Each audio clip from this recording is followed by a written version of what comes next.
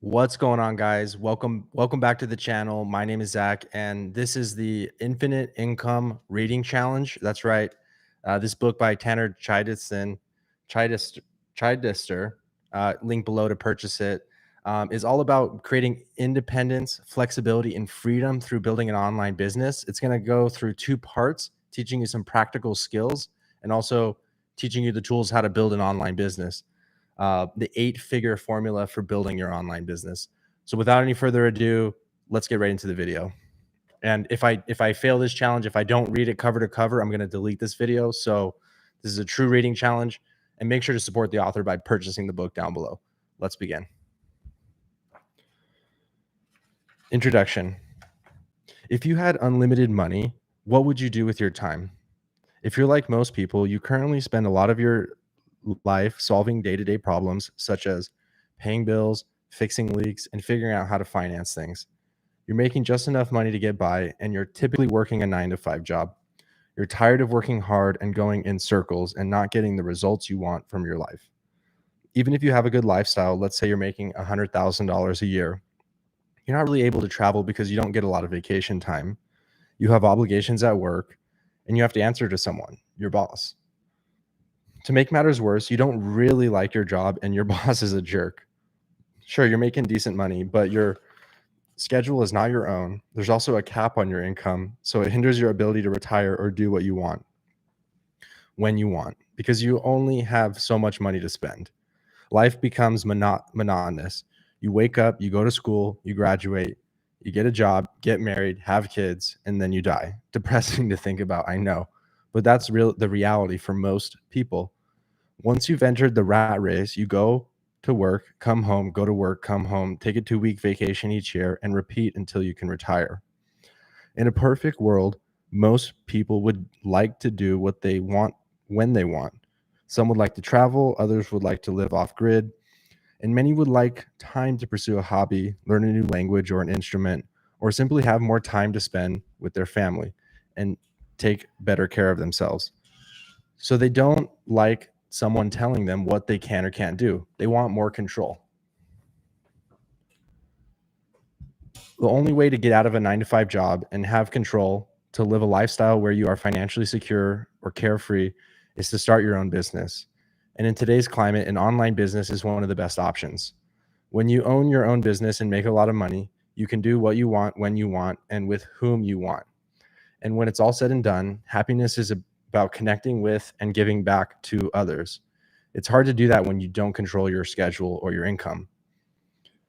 The people who ask me to help them build a successful online business all desire different lifestyles, but they all also seek one common thing: freedom. I want freedom from the 9-to-5 grind too. I wanted freedom from the 9-to-5 grind too. My bigger goal when I began building my online business was to use my time and money for good. I like to think others starting a business share this goal too. In order to create the lifestyle I have today with unlimited earning potential and plenty of free time to do the things I love outside of work, I asked myself the same question I asked you earlier. If I had unlimited money, what would I do with my time? That question and my responses led me to start an online business and grow revenue to 10 million plus per year in less than 2 years. Starting an online business can change your life like it did mine. But before I teach you how to change your life with an online business, let me tell you how I went from being a bullied youth to becoming a highly successful online business owner. 0 to hero. I grew up in a family of 7 kids. We were very sheltered, religious Mormon household. To this day, my dad is a teacher who's also heavily involved in the church, and I'm proud of him for it. While religion and politics are not exactly my cup of tea, I got my drive and work ethic from my father, and I'm forever grateful to him. Growing up, we didn't have a lot of money. I don't want to make it sound worse than it was. I always had what I needed, but that was it. I distinctly remembered asking my father for money to go to the movies when I was 14 years old. His response was, "Well, you don't have a job, so guess not." At the time, it upset me, but it gave me the inner fuel I needed to become successful. When I was younger, I didn't have many friends, and the only people I had to play with were my 2 older sisters. I think it was kind of weird compared to the other kids in school because of my family situation. Dress up and tea parties with sisters can do that to you. When I got to sixth grade, I finally realized the other kids were making fun of me. That really made me sad, hurt, and angry, and I would go home crying to my parents. I didn't understand why people were so mean for no reason. This pattern repeated for a while until I realized that my parents couldn't help me and that I had to help myself if I wanted things to change. That's when I started working out. My intent was to become super muscular so I could force the bullies to stop picking on me. It worked, and as a result, I built a lot of confidence, excelled in school and sports, became captain of the football team, and received several small college football scholarship offers. I dreamed of playing in the NFL, but after multiple back-to-back lumbar surgeries due to injuries, I realized I had no chance of making it to the NFL. I also played with top 5 draft pick Ezekiel Ansah, a genetic phenom from Ghana who played a total of 6 college games before being picked 5th in the draft. I realized no matter how hard I tried, I could never beat a guy of his potential.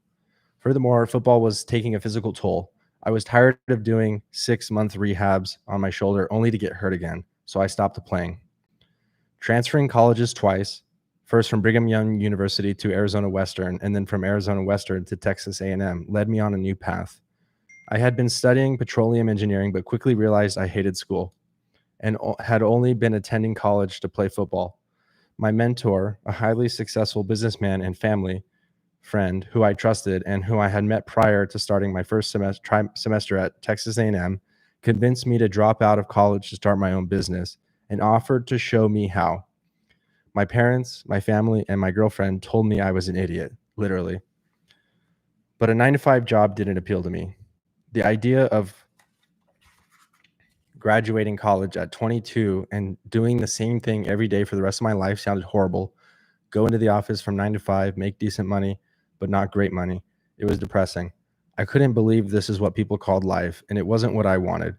The only way I knew to have the lifestyle I wanted, the cars, the house, being able to take care of my family, one of my biggest priorities, was to make a lot of money. And the best way I saw to do that was to start an online business. For the next 2 years, I learned how to run an online business from my mentor, David Frey. Creating an online business that focused on the fitness and diet industry made perfect sense. I was familiar with the fitness industry after working out for so many years, and I knew how to lose weight through diet and exercise, both from playing football and from modeling after I gave up football. The only other thing I needed was a personal trainer certification, which I quickly obtained.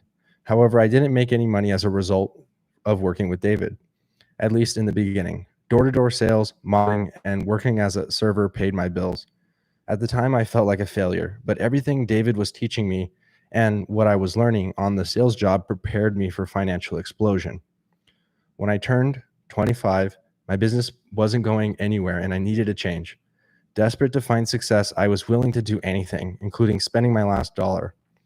That's when I finally hired a coach, charging more than half of the $5,000 fee to my credit card because I didn't have enough money in the bank to cover the cost, and started making money online.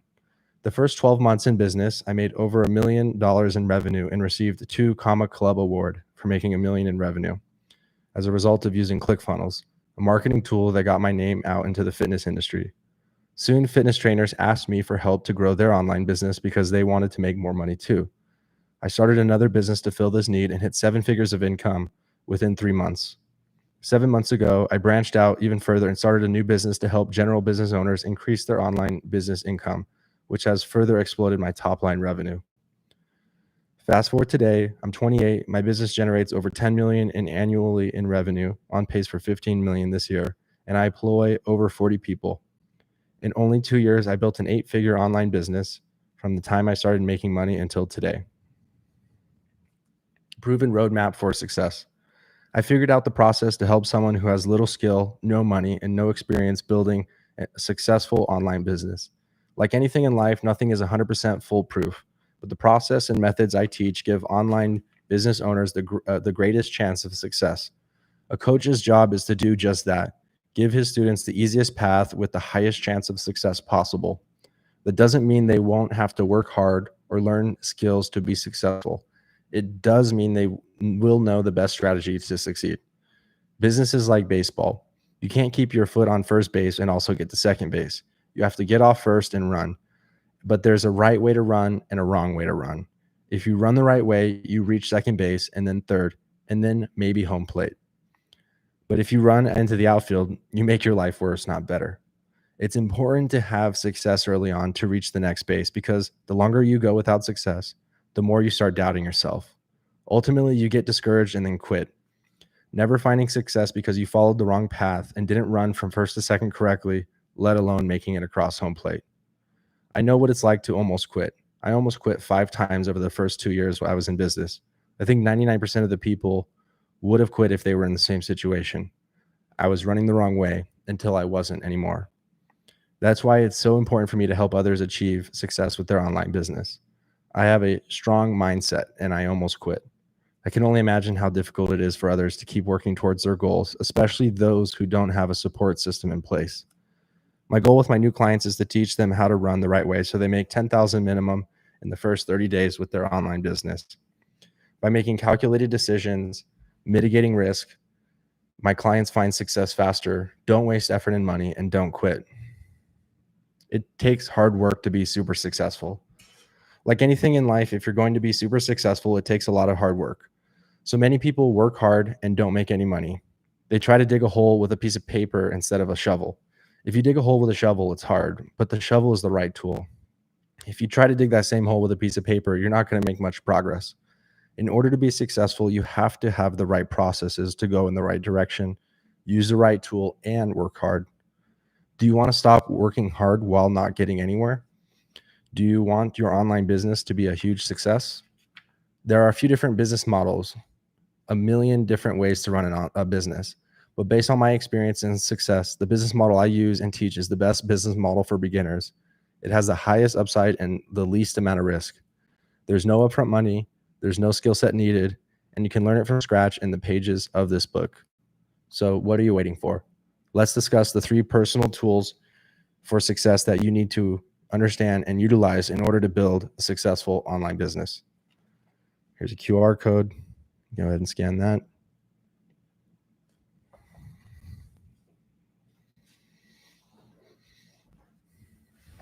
There's going to be a quick ad in between each chapter. Thanks for listening. And make sure to subscribe and like this video. Part 1, personal tools for success. Chapter 1, confidence comes from action. Kids can be mean, as I stated earlier. I was picked on a lot when I was a child. The kids at my school would call me Norman Mormon, Storming Mormon, or Titty Chitty because of my last name. They'd also push me for no reason, make jokes about my religion, and embarrass me in front of girls or in class, saying things like, "Why are you so freaking like Tanner? He's just a stupid Mormon." I was the butt of all their jokes, always, and it hurt a lot.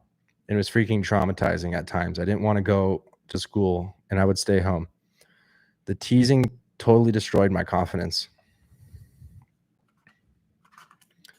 At home, I'd cry and pray to God that the kids would stop being mean. My prayers went unanswered. They kept making fun of me day after day. Sometimes the kids would try to trick me by telling me a girl liked me and that I should talk to her, and I fell for it every time.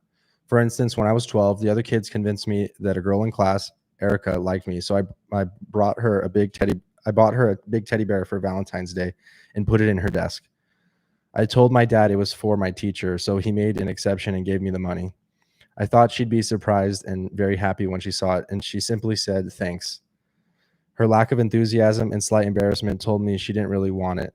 Her friends and most of the class started laughing and said Erica was being nice because she felt bad for me. That afternoon, the teddy bear sat next to the driver on the school bus. When I asked him how he got it, he said Erica gave it to him. I was so angry, so demoralized. I went home and played video games because I didn't know what else to do. Even though Erica gave away the teddy bear, she was super nice to me in the days, weeks, and months to come. It wasn't because she felt bad for me. She was being nice because that's who she is. Most people are only nice to you when you have something to offer or to give them. And at that time, I had nothing to offer and I was an oddball. Erica was one of the most popular girls in school, but she still treated me as an equal, unlike the other popular girls who were mean. When I became older and more popular, all of the mean girls started being nice to me. But I knew they were only acting that way because I had become popular. As the years progressed, Erica and I became closer and closer, and now Erica is one of my best friends. If more people were like Erica, the world would be a better place.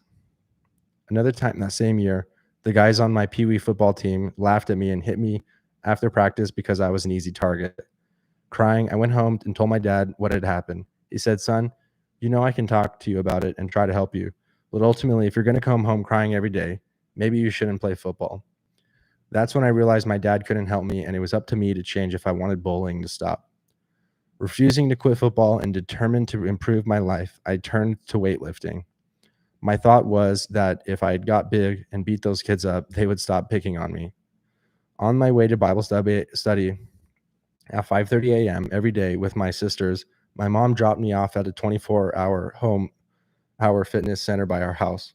My parents paid the $10 per month membership fee because they supported any activity they believed would be good for me. It was painful to lift weights at first because I had never lifted. My muscles were so sore, but I kept working out, starting with low weights and steadily increasing the pounds. Soon my body acclimated and I grew muscle rapidly. After 3 months of consistent work, it was the hardest thing I had done in my life at the time, and I made a lot of progress. Guys who used to tease me started complimenting me, saying things like, "Dude, you're getting huge." Girls would say, "Tanner, are you working out?" This was the first time in my life kids said nice things to me. Their compliments and noticing positive things about me boosted my confidence, and I strove to work even harder. The more compliments I received, the more my confidence increased. As my confidence increased, I began to behave differently. I went from being timid, shy, and embarrassed to being assertive and thinking I was the big man on campus. If someone still dared to make fun of me, I threatened to beat him up. The kids' friends would say things like, Tanner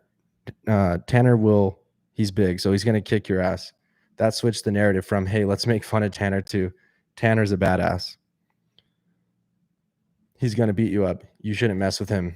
And no one did. I saw my hard work in the gym paying off and realized that if I put the same hard work into school and sports, I would see positive results. Soon my grades improved and I started getting straight A's. Girls started talking to me, even the girl who had made fun of me in the past, and I felt confident talking to them too. The following year in 7th grade, I moved from the Pee Wee football team to becoming one of the best players on the school's traveling team. Football is big in Texas, where I grew up, so being a great football player gives you a lot of clout. Going through the process of being picked on, feeling insecure and embarrassed to being a hardworking individual who feels confident made me realize that if I wanted good things to happen in my life, all I needed to do was set a goal and work hard. That's what propelled me to become successful at a young age. I knew I could accomplish whatever I wanted. Take action. As you can see by my story, you can't become successful by praying for change, like most people wish they could. Nothing changes until you take action. Once you take actions, others will provide feedback. That's where fear comes in because you won't know what kind of feedback to expect. You'll feel uncomfortable, but only by listening to feedback will you know you took the right action or if you need to take a different action. It's like putting your hand on a stove. If the stove is hot and you don't do anything except look at it, nothing happens. No action, nothing changes. But if you touch the stove, take action, and burn your fingers, feedback, you will learn not to do that again. A new result. The same principle applies to business. You won't know if an action is the correct action until you take it and receive feedback. But you must take action. Fight for what you want and tolerate the fear of unknown, or nothing in your life will change. Trust that eventually you will figure out the right actions if you keep trying. When starting my business, I figured it out as I went. The more actions I took, the more feedback I received. If something didn't work, I did something else instead. I was willing to make mistakes because those mistakes would give me the guidance I needed to succeed. Once you reach a place where it can't get any worse, that's when you truly become empowered. I remember when I had thought, I'd rather be homeless than unsuccessful another second, and I meant it. That's when I truly had no fear anymore because I knew that being unsuccessful was the worst thing that could happen to me. It was only uphill from there. Most people are scared to make mistakes. They don't want to fail, but you can't be afraid of making mistakes because every time you make a mistake, it brings you closer to your goal. So how do you get to your goal? You reverse engineer it. Reverse engineering and why it's important. Reverse engineering is figuring out how to achieve a goal by starting with the goal and going through the steps it will take to get there in reverse order. For example, if you want to start running a marathon, start with the final goal in mind, running the marathon, and work backwards. identifying each step you need to achieve along the way to reach your goal.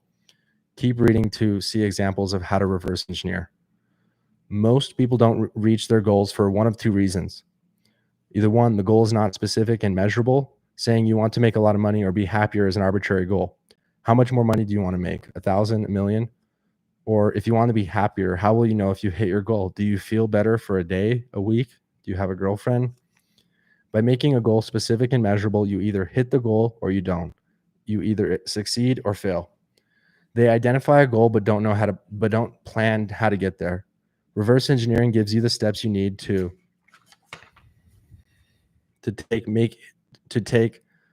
make hitting your goal predictable. It removes the uncertainty from the process, which is what the people typically fear the most and what keeps them from being successful. Having a specific and measurable goal and reverse engineering a plan to get there to the goal prevents you from going in 500 different directions and not going anywhere. Each goal has unique steps. It's important to know your goal so you can take the proper steps to reach it. Don't be afraid to think big. Instead of determining any old goal, determine your biggest goal. Determining your biggest goal. You're probably wondering, what's the difference between a goal and my biggest goal? Your biggest goal is what you want to achieve more than anything else. For example, if you want to become a billionaire, don't make it a goal to become a millionaire. That's just a milestone you reach along the way. Pick your biggest goal and work backwards from there. It gives you the greatest chance of success.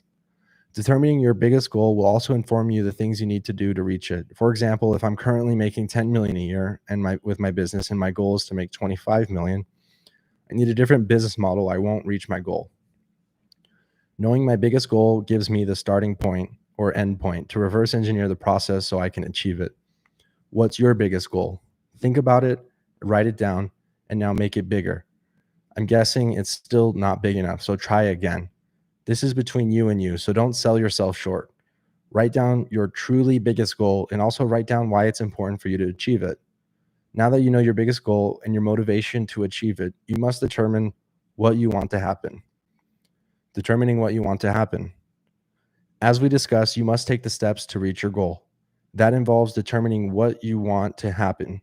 If my biggest goal is that I don't want to be bullied, for example, what I want to happen is to be able to beat people up if they don't leave me alone.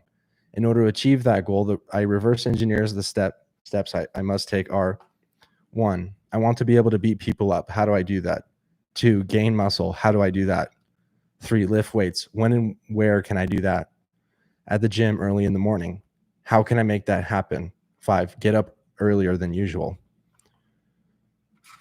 If you're struggling with your online business or you want to start one, your biggest goal is to make a certain amount of money. Let's say $10,000 a month. What do you want to happen? Number 1, you want to convert those you speak with on the phone calls into clients. How do you do that? Number 2, you have to convince potential clients to talk to you on the phone. How do you find those people? 3, you get leads, someone who is interested in your offer, and follow up on those leads. How do you get leads? You hire a coach who shows you how to get them. The more you engage in the process of obtaining leads and converting them into clients, the more money you make. Knowing your biggest goal and what you want to happen is not enough to achieve success. You must also know how to execute the goal. How to execute the goal. 2 of my clients, Tikis and Amanda, are fitness trainers who own an online business that helps people get in shape and lose weight. By the time they came to me, they had already spent a lot of money and about 2.5 years working with various business coaches. Although Tikis and Amanda followed the coach's advice, they did not achieve the results they desired and were afraid that they would have to close their online business and return to working 9-to-5 jobs, which they didn't want to do. Tikis and Amanda's biggest goal was to make at least $10,000 in sales per month. To execute their goal, they needed 4 clients at $2,500 every month. To close that number of clients, they needed 100 qualified leads. To get 100 qualified leads, they had to get their business message in front of 1,000 people. Leads are important because they turn into sales, phone calls, which ultimately turn into sales, which turn into paying clients. Leads can be attained organically or through paid ads on social media platforms such as Facebook and Instagram. Yet most business owners fail from the start because they don't know how to get their message out. I taught Tikis and Amanda not only how to obtain consistent leads, but how to convert them into sales phone calls and ultimately into paying clients. It's easier than done. like anything in life. It's easier said than done.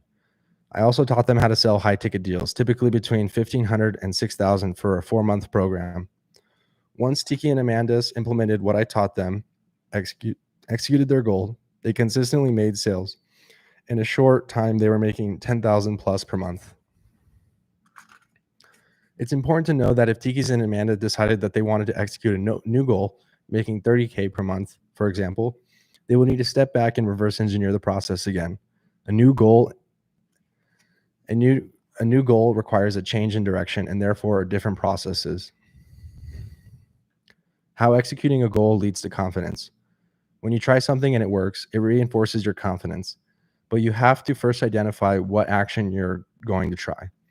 People often hire coaches because they don't know what they need in order to become successful, or even if they know what the actions to take are, they're not confident in their skills. When Tiki's and Amanda's came to me, their business wasn't making money because they weren't making sales. They weren't making sales because they didn't know how to obtain leads and close sales on the phone. We worked together to build those skills necessary to execute their goal. Once Tiki's and Amanda's executed their goal for their online fitness business, they constantly texted me and sent me screenshots of their success. Their confidence soared as they saw the results of their efforts. They were making a lot of sales, which allowed them to pay their bills and afford a nice place to live. They were excited about their online business and no longer worried about being forced to return to work a 9-to-5 job. Now they work from home, they work the hours they want, and make multiple 6 figures a year in income. The positive reinforcement you receive as a result of obtaining positive results leads to confidence, which in turn makes it easier to achieve continued success. Increasing your confidence changes your life from one that is governed by chance to one that is predictable. Going from life is chance to life is predictable. Many people think that success is chance, and that's not true. They just don't know how to set a goal and do what it takes to reach it. When you set a goal and write down each step you need to take to reach that goal, you're not guessing. You know that if you do the required work and take each step you've identified, you will hit your goal. That is not chance, that is predictability. Knowing your numbers and averages is important in life and in sales. For example, if a guy uses the dating app Tinder and swipes right 100 times, maybe 50 girls will respond. 10 of those 50 girls will show up in person to a date. And out of those 10, 3 will be enjoyable to hang out with. And out of those 3, you pick a girl to continue dating. The first time you try something, track the numbers to see what they are. After that, you know what you need to do to achieve your desired results. So based on the preceding example, if you want to find 3 girls who are enjoyable to hang out with, you need to swipe right 100 times on Tinder. My life feels predictable because every time I set a goal, I reverse engineer the goal to figure out what I need to do to reach it. Then I take the required steps, I get results, and I'm happy. I've done that with everything I've wanted to achieve, not being bullied, getting girls, making more money, living in a penthouse in Miami, etc. I don't feel like there's anything I can't do. When reverse engineering doesn't work. Reverse engineering doesn't work for one of 2 reasons: poor execution or poor skill level. Here are some examples. Number 1, you want to lose 50 pounds, you work out every day, but you eat a Big Mac right before bed every night. You get angry because you're not losing weight. You're not doing what you're supposed to be doing. Not eating those Big Macs every night, poor execution. You know what food to avoid, but you're eating it anyway. 2, you're running an online business. You message 100 people on social media, but say weird things in your messages. People think you're weird and ignore you. You're not sending the right messages to make sales, poor skill level. You don't know how to send the proper message, but you can learn. You might be asking yourself, if I reverse engineer my biggest goal and take all the steps to make it happen, will it work 100% of the time? Yes, with the exception of skill level. For example, anyone can play basketball, but not everyone can play in the NBA. It's not because basketball is a hard game. It's because professional basketball players have a different skill level than the rest of us, in addition to their innate physical attributes. A business coach can help you improve your poor skill levels, much like a basketball player can improve his skill level if he has a good coach. Your experience is probably different than mine. Everyone's experience is different because each of us takes a different path to our goals, even if the goals are the same. But it's almost impossible to have success if you don't take action and tolerate any discomfort it may cause. You need the proper skills plus the proper path combined with execution in order to achieve success. Stop thinking life is chance and luck. Believe you can do what you want if you take the necessary steps and correct actions to make changes. You know that if you take those actions and begin to experience success, your confidence will grow, driving you to take more actions, leading to more confidence and more success. You're going to make mistakes along the way, but as long as you're committed to achieving your biggest goal and you're willing to learn from your mistakes and increase your skill level, that's where a coach comes in. You will be successful. Taking actions leads to encountering roadblocks along your path to success, and you need to know how to deal with them.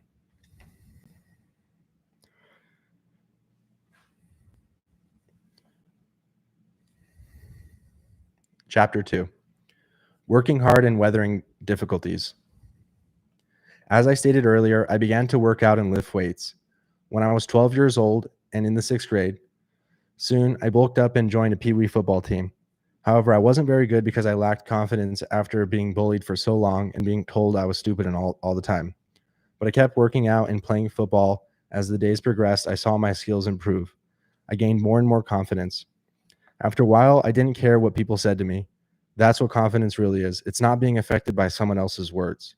It's knowing your own worth, knowing you are good at what you do, and that the other person is the one who has the issues. In junior high, I was one of the best players on the football team. In high school, my goal was to make the varsity soft team as a sophomore. So 9th grade was a pretty big year for me. I didn't care how my season turned out. I was more concerned about the coaches who were watching the younger players to see who performed and who could play well. It was my chance to show that I could excel at the varsity level. As I stated earlier, football is everything in Texas where I grew up. So I wanted to be the best I could be. If you make a varsity as a sophomore, essentially you are badass, and that's what I wanted. I had a killer freshman season and the coaches loved me. They also liked that I spent a lot of time in the weight room. I always worked out in a spot that allowed them to see me and my dedication. I made the varsity football team my sophomore year, one of only 3 sophomores to do so. In my junior year, I had an incredible season, making the all-district and all-county teams, and my school team went to the state semifinals. Prior to that season, we never made it past the first round of the finals. Unfortunately, I broke my ankle during the last game. Mid-season senior year, my shoulders began to hurting a lot. I didn't know why, and I didn't do anything about it. I was determined to keep playing football despite the pain, and that was my mentality. We had another really good season, but lost in the quarterfinals. I received a couple of scholarship offers, including one from Nichols State, a smaller D1 team. However, it was pulled due to a coaching staff change as I was getting ready to attend. Once I lost that opportunity, my parents wanted me to attend BYU because I grew up Mormon. So I enrolled and became a walk-on football player. When my shoulder started hurting again, an MRI revealed that most of the ligaments in my shoulders were completely torn. I kept playing football, but whenever I would hit someone, my bones would collide. It was super painful, and I couldn't keep playing. 2 shoulder surgeries followed, along with a 6-month rehab period for each. BYU was fine, but I didn't really like the school overall. It had nothing to do with football, just the school in general. So I transferred to Arizona Western College on a scholarship. Arizona Western is one of the top football junior colleges that sends a lot of football players to prestigious D1 schools and to the NFL. My goal was to prove I could stay healthy, transfer and play football at a school like Texas A&M, and ultimately play in the NFL. At Western University, I hurt my shoulder again during the first football practice. That led to a 3rd surgery and another 6 months of rehab. At that point, I made the difficult decision to give it all up. I was done. Football wasn't going to work out for me. I couldn't stay healthy. The NFL was not going to invest in someone who got hurt that much, and that's assuming I'd even be drafted. For those who are unaware, the NFL draft is similar to when captain picks teams for recreational sports. All 32 NFL teams have a list of players and select which players they want to play for them. Only 1% of the collegiate athletes get picked in the NFL draft each year. It's extremely competitive. Despite knowing I'd been the best I could be, I wasn't good enough. There was, however, a satisfaction in knowing I had given football my absolute all. I thought my life was over. I was a football player, and suddenly I wasn't. Football had been my identity. For the first time since 6th grade, I wasn't playing football. Not knowing what I wanted to do with my life made me feel extremely depressed because I no longer had a purpose. I felt I no longer had a purpose. At the same time, I felt relief in not having to work so hard anymore. After approximately 4 months, I realized I could either sit in pat for the rest of my life or I could move on. I brushed myself off and thought about my opinions, my options. A 9 to 5 job was not one I would even consider. That would make me just like everybody else. There wouldn't be anything special about me. Not that being like everyone else is bad, but I always had the highest expectations for myself. So I asked myself, what else could I do? How could I become somebody? What type of work would allow me to become successful and make a lot of money? In my mind, business was the only option. In this world, if you're a somebody, you usually make a lot of money and you're either a celebrity, a professional athlete, or a successful business person. That was the reality. That was my reality at the time, even if it may have been false. I shifted my focus from working out in the gym 9 hours a day when I played sports and didn't have school or it was the summer to working 9 hours a day building an online fitness business, my first business model. I wouldn't have to pay part of my profits to the gym. I could charge higher prices. I could work with more clients online than in person. I wouldn't have to buy my own gym if I wanted to expand and make more money. I could work from anywhere in the world and I could be my own boss and I could have more control over my life. When life's obstacles prevent you from achieving your dream, the difficulties you experience, along with the hard work you put in your future endeavors, will give you what you need to discover a new way to achieve success and fulfill new dreams. Success isn't possible without failure.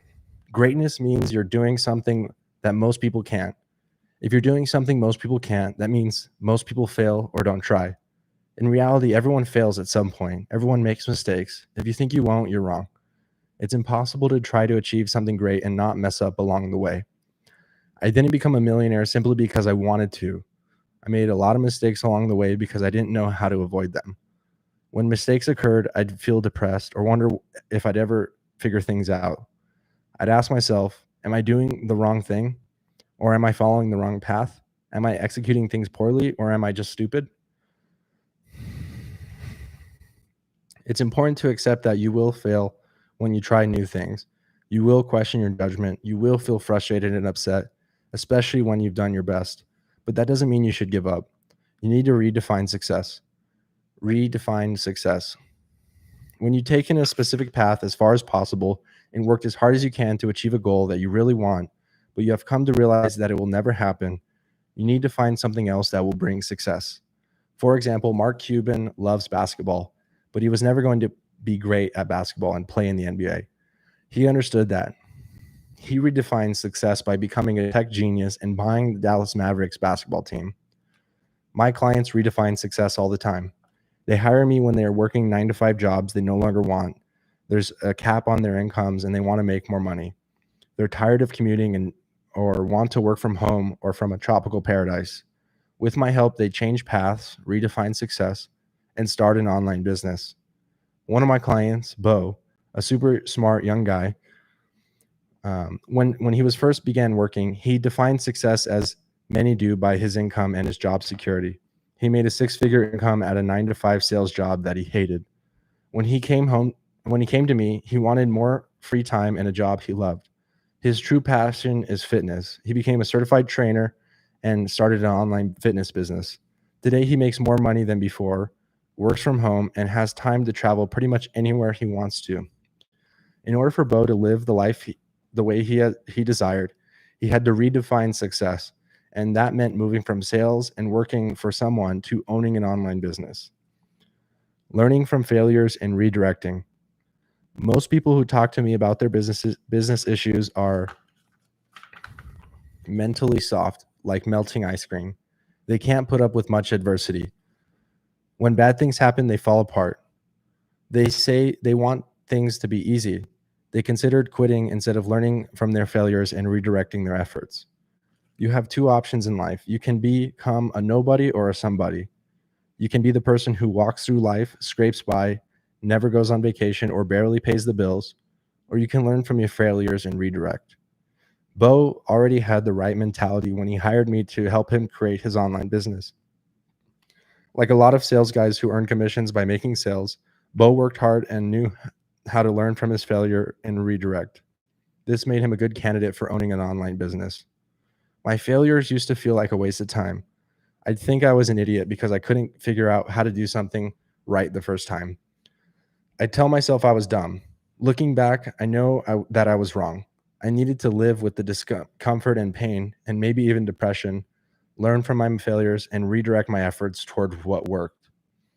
Success comes through failure. The more mistakes you make, the faster you become successful, but only if you learn from those mistakes and redirect. Think of a jigsaw puzzle. If you keep trying to fit different pieces into a specific spot, eventually one will fit. And that's how success works. You make a mistake, you try something new, and eventually you find what works, unless you don't learn from your mistakes, like putting the same jigsaw puzzle piece into the same spot over and over again, trying to make it fit. Learning from failure and redirecting leads to success. But you also must have a relentless mentality, which will help you weather the failures. Relentless mentality. In Relentless, a book written by Michael Jordan's ex-trainer, Tim S. Grover, the author explains why Michael Jordan was the best basketball player in the NBA. In short, it was because Michael Jordan was relentless.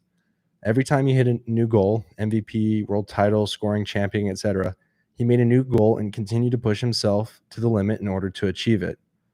I, in no way, have the same athletic ability as Michael Jordan, but as I read that book, I couldn't help but think, I think just like this guy, and that's why I have become so successful so quickly. A relentless mentality means you are never satisfied.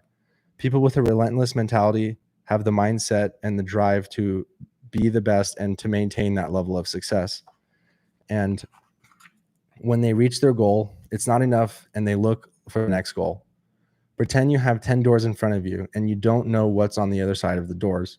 The only way to find out is to open a door and walk through it. Approximately 70 people look at the doors and don't open any. They're too scared because they don't know what's on the other side.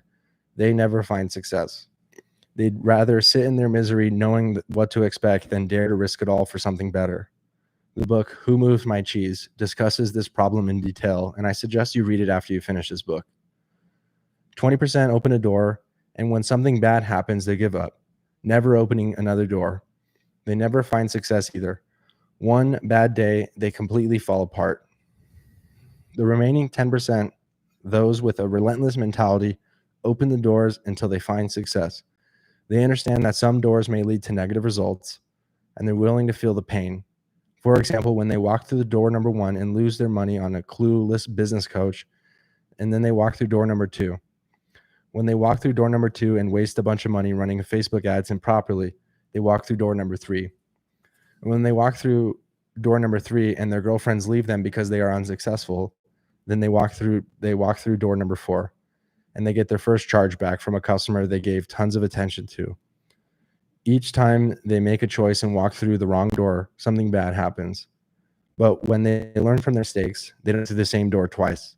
And they don't give up, knowing that each time they open the door, it brings them closer to success. That's a relentless mentality. I have a relentless mentality. I opened all 10 doors, which is why my online business has become a success. During my first 2 years in business, I made only $2,000. My girlfriend broke up with me. My family told me I was an idiot. I was living in a 500 square foot apartment. I drove a 17-year-old car. I worked a full-time job and made tons of mistakes with my online business. Most people won't tolerate that and will quit, but I couldn't.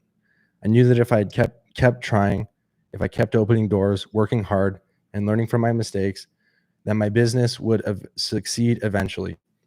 Now people pay me for my advice in running their online business, so they don't have to open all 10 doors on their own.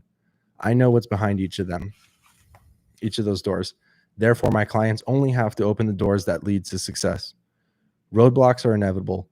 When something doesn't work out, it leads you to another path of success.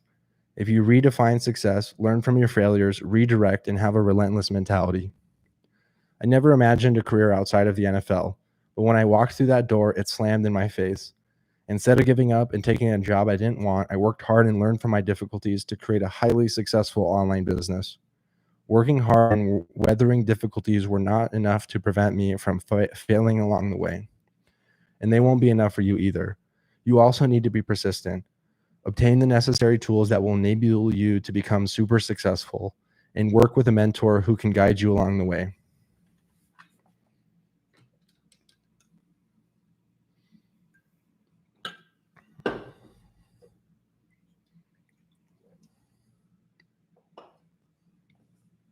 Chapter 3, Failing and Persisting. Once a football team was no longer an option for me, I quit school. I quit school. Engineering wasn't for me, and I didn't want to work a 9-to-5 job, but I wanted to make a high level of income. The only way I knew how to accomplish my goal was to start a business, but I didn't know how. A family friend of mine, a well-known marketer who works from home and makes a multiple six-figure income, typically $200,000 or more, offered to mentor me, so I took the opportunity. Over the next 8 months, he taught me the process to create an online business and helped me build my first product, the Rapid Muscle System. Unfortunately, the strategies he taught me weren't the best strategies for a beginner, even though they were super beneficial to me down the road. My product didn't sell well for 3 reasons. 1, I didn't have money to market the product. Number 2, I should have been selling the Rapid Muscle System for $2,000 or more instead of $47. And number 3, most people are interested in losing weight. More people are interested in losing weight than in building muscle. So it was the wrong strategy, wrong offer, and wrong product. However, since I was a beginner, I didn't know any better. That's why I believe, and it's vitally important to be a coach by someone who is exactly in the position you wish to be in. At that point, I was 24 years old, still living at home, working in my mentor's garage, and modeling to support myself. I decided I had to start living my life while continuing to make my online business work. After moving to Utah, hoping to find a Latter-day Saints girl to get hitched to, I was fairly active at the time.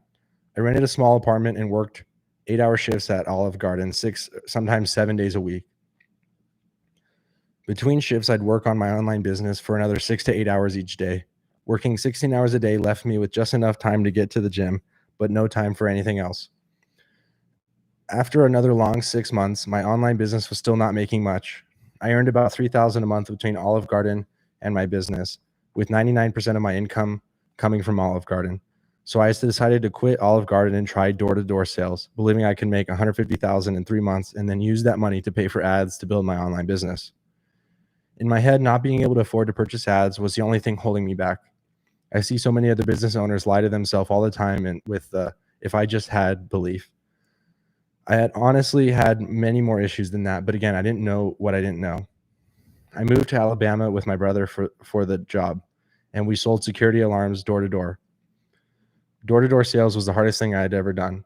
I woke up at 5 a.m. to go to the gym before the meeting the other salesmen at 8 a.m.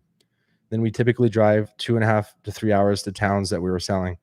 After eating lunch in the car, I'd hit doors for 7 or 8 hours straight until dark. While you're walking, the sun's beating down on you. People are cussing at you, calling the police on you, pulling a knife on you, or pointing a gun at you. And then you drive back home, arriving at 9 p.m., showering, go to bed, and do it all over again 6 days a week. It sucks. On the weekend, I'd buy donuts with the guys, and we'd just sit there and eat them, hoping for the summer to end sooner rather than later. That was our highlight, as bad as that sounds. I made $50,000 or $60,000 over a 5-month period. And even though I was one of the top rookie salesmen, I hated my life. Plus, I didn't make anything close to what I had been promised or hoped for. I felt desperate to find something better. One day, I was scrolling through Facebook and saw an ad about how to build an online fitness business. I figured I had nothing to lose, so I clicked on the ad and then got on a phone call with someone. At that point, I had no idea what a high-ticket sales were or what high-ticket meant. But he told me high-ticket sales were important for an online business success. Desperate to succeed, and because I thought my program could help, I used the $2,000 I had left in my bank account for a down payment on the $5,000 program that he promised to teach me the skills I needed. The additional $3,000 was charged to my credit card. It turns out I didn't know how to message potential buyers. If I had reached the right niche audience and followed through to make the sale, my first attempt to grow my muscle building and weight loss business may have worked. But I learned how to message potential buyers, walk them through a sales process, get them on a phone call, and close them and make the sale.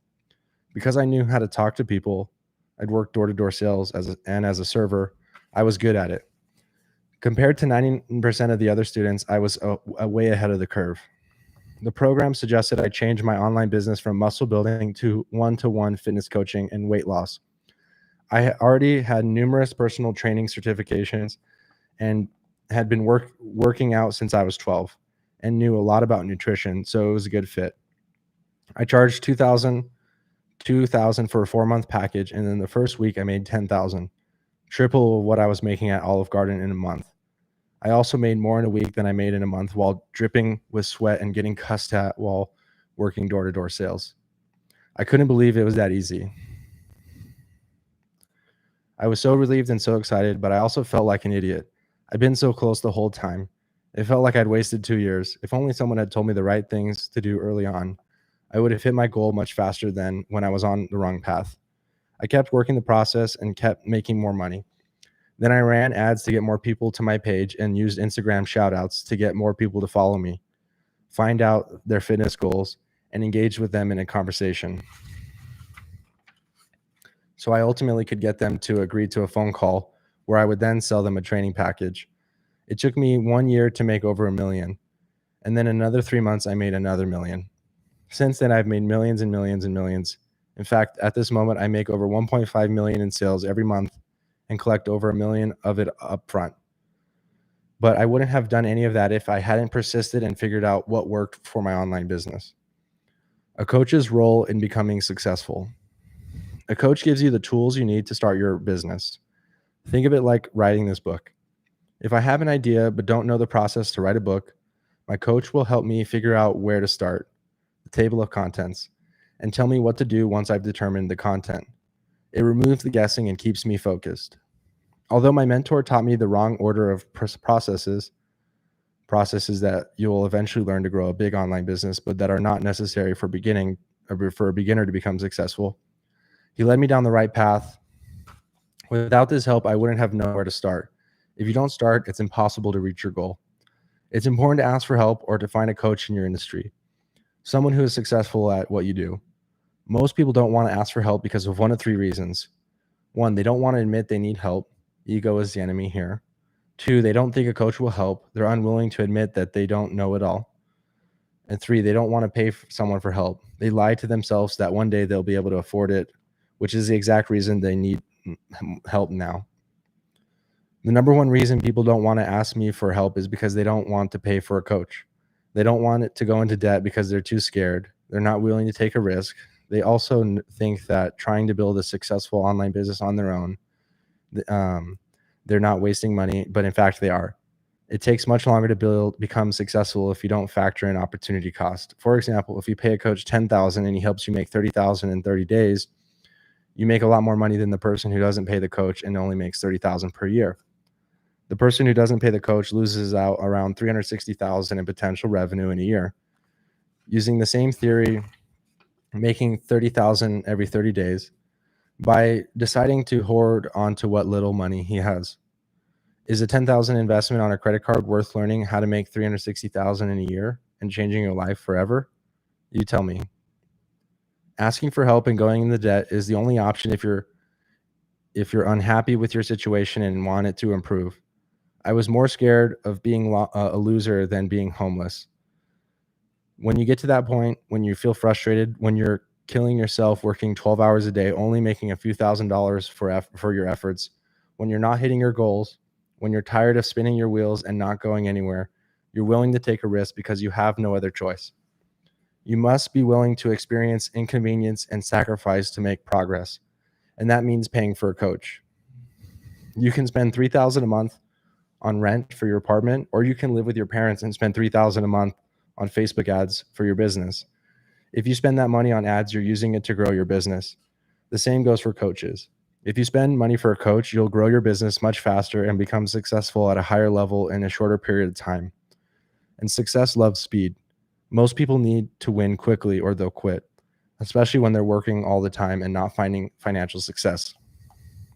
The sooner you'll see some success, the sooner your confidence will grow, and you'll realize that this online business thing really works. Money is a game. You must learn the game of money. If you're not making a lot, it means you don't understand the game. And those who do, or those who are on the top of their field, will expect you to pay for their time. That's just how it works. To date, I've spent over $500,000 on coaching. I will never ask someone to do anything more than I've done for myself. That's a promise. But always remember, who you get your advice from is of the utmost importance. I personally wouldn't listen to Dave Ramsey on financial tips. His advice is geared towards people struggling to get out of credit card debt, and not for people trying to become wealthy or leverage income like you. The biggest risk as an online business owner can take is not asking for help, which ultimately leads to not running the right way and therefore losing time and money. That's time and money he can never get back. But you need more than a good coach to succeed. Tools to be super successful. When I began coaching people, I thought about what tools I want to share with them. I came up with 3 foundational tools that I and most successful people use. Learn how to problem solve on your own. I learned how to problem solve while working with my mentor. When I'd get stuck, I'd ask him how to do something. In the beginning, he would help me, but after a few months, he became annoyed and told me to figure out the solutions on my own, much like my dad had told me when to get a job if I wanted to go to the movies. When someone tells you what to do all the time, you become lazy. I realized he was right, and I knew I had to start figuring things out on my own. If I didn't, I'd be in trouble for when he wasn't around to help me anymore. From that day forward, I started Googling everything. If I was using a certain software program and didn't understand how an aspect of it worked, I'd message support and ask. Problem solving on your own takes time, more time than getting a quick response from someone who already knows the answer. But you don't learn it if you become lazy and let someone tell you what to do all the time. And you can't be a top business owner if you need other people to spell everything out for you. You must be able to solve problems. Here are 2 examples. During the coronavirus pandemic, every business had to deal with the consequences. Some business owners complained and did nothing. Others problem solved, adjusted what their business was doing. Commercial meat distributors moving online and selling to direct consumers instead of direct to restaurants and other institutions and made a ton of money. My client Josh came to me when he was making approximately $15,000 a month. He'd already worked with 3 coaches, and all told him to run webinar, a fairly common marketing strategy, if he wanted to make more money. He did, but the webinar didn't translate into additional sales, and he was frustrated. I signed him up for my coaching services, and within 4 days, he wanted to quit and asked for a refund. After convincing him to stick with me and to change his business approach, he made over $100,000 per month within 3 months. When he asked questions, instead of spoon-feeding him the answers, I broke down the problem and asked questions that would lead him to the answer.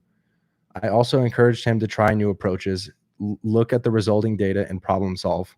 For example, if Josh wasn't getting enough leads, I'd ask him how much money he was spending. If the answer was $1,000, I would say, if a lead costs $10 and you are not getting enough leads, then why don't you spend more money? Once Josh saw positive results, he gained confidence, and now he's able to problem solve on his own. If I hadn't helped him and he hadn't gained confidence, he would have never believed he could solve problems on his own. An important skill he needs to run a successful business. Understand that all your hard work will give you the skills you need to become successful. Each job requires a particular skill set. It could be how to talk to others, how to make sales, how to perform consistently, how to remain dedicated to your work, etc. These skills are the backbones of success. My door-to-door sales work taught me how to sell, including reading body language, fighting objections, and being quick on my feet. That translated into my online business. Remember Bo, the investment firm salesman I told you about earlier, who sold mutual funds and other products to financial advisors? His sales background and his ability to talk to others gave him the skills he needed to transition to much easier into running a successful online business. Same with Tiki's and Amanda. Their ability to successfully interact with others, combined with their hard work and dedication to their 9-to-5 jobs, gave them the perseverance and diligence they needed to make their online fitness business a success. If you fail, get back up and do what is necessary to become successful, even if you don't feel like it. Quitting when you fail is not an option if you want to become successful. Believe me, I know. I almost quit many times when starting my online business. Every time I'd get to that point, I'd call my mentor and he'd talk me out of it, insisting I'd figure out what to do in order to become a success. He'd always pointed out that I was smart, that I had a good work ethic, and that he was there to support me no matter what. You must keep going even when you fail. You must keep opening doors. If you quit, you get nothing. If you have no chance to succeed, you must deal with adversity and keep working hard. Why do so many rich kids fail in the business world? Because they've had everything handed to them. They became entitled. They didn't have to work hard to deal with adversity, to fail and to get back up again, to fight for what they wanted. After dealing with adversity my entire life, encountering adversity in the business world was expected and not difficult to deal with for the most part. I'd already dealt with so much hardship that anything I had encountered when building my business seemed easy in comparison. There's an image on the internet of two guys digging for gold down a tunnel. If you search for guy digging for gold, you will see it. The first guy stops an inch before he reaches the gold and walks back in defeat. The second guy digs and all his way through until he finds the gold. That image illustrates how people give up too soon. They either don't work long enough or at some point stop after earlier, quitting right before they find success. I could have quit too soon, but thanks to my mentor who kept encouraging me and a lot of grit on my part, I didn't. If you look at famous people who achieve success, Oprah Winfrey, Jennifer Lopez, Barack Obama, Donald Trump, Elon Musk, Mark Zuckerberg, Jeff Bezos, Mark Cuban, they've all navigated failures along the way. It's inevitable. If you want to build civilization on the moon, do you really think you will figure out how to do it correctly the first time? No. If you go into something knowing you will experience failure, it's easier to tolerate when failure occurs. And if you happen to get lucky and achieve success on the first try, that's an anomaly, but a good one. Failure is part of success. It's not just saying nice. It's not just a nice saying. It's true. What's important is that you have the resiliency to keep going. That's what sets apart those who succeed from those who don't. Find that one person who has got your back, who's your go-to for encouragement when you're struggling. His or her support will keep you going, even when you want to quit. As you can see, a mentor helps by providing you with the tools you need to be successful. You will fail along the way, but it's important to get back up and try again until you achieve success. In addition to the personal tools for success, you also must possess practical tools to build your business and know how to implement them.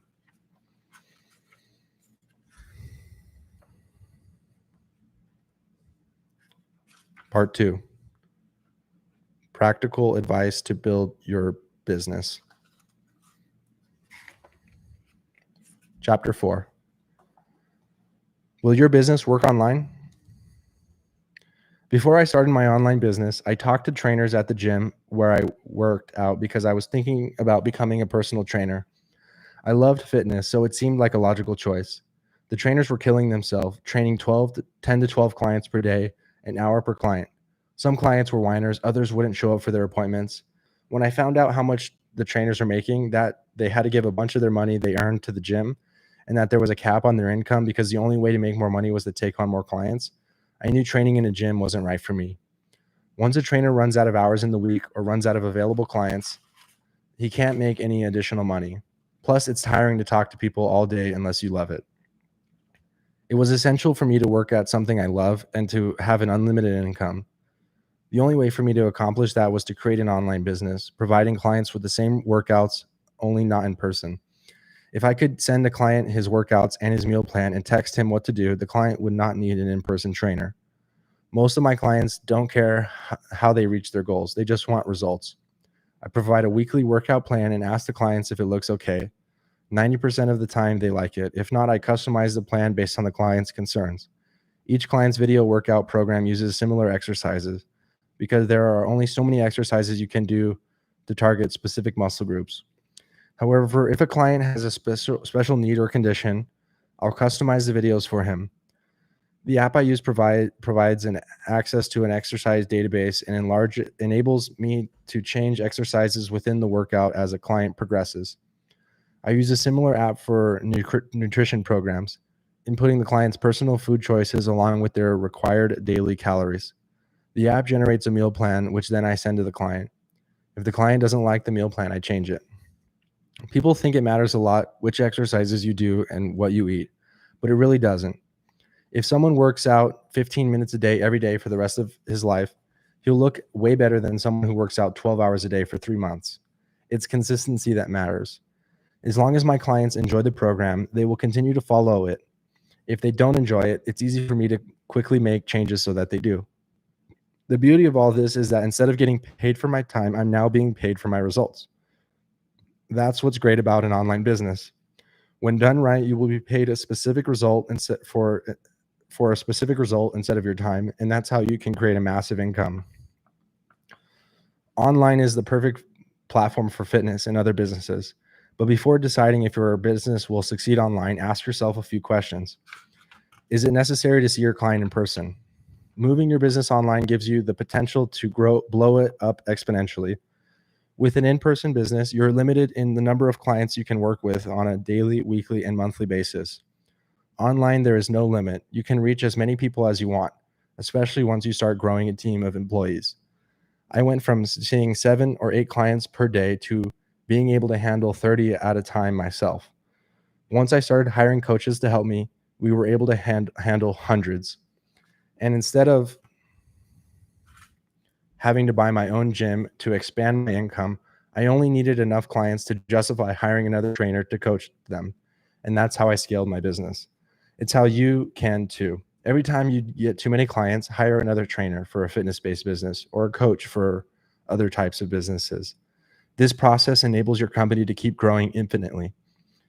The question to ask yourself is, do I need to see my clients in person to get results? Unless you're a doctor, chiropractor, or dentist, or someone who has to touch the person's body to perform your services, the answer is no.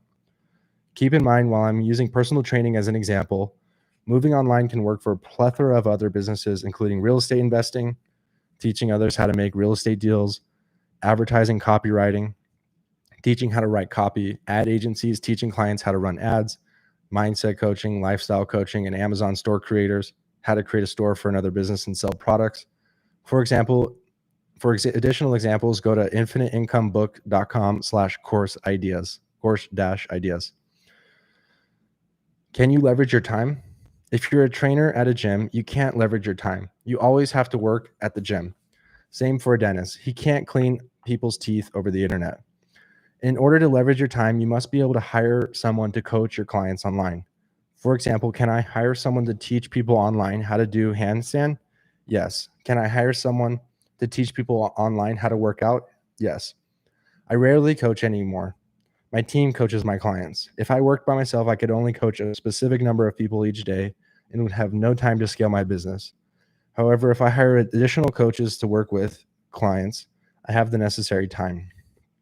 Clients are happy working with my coaches.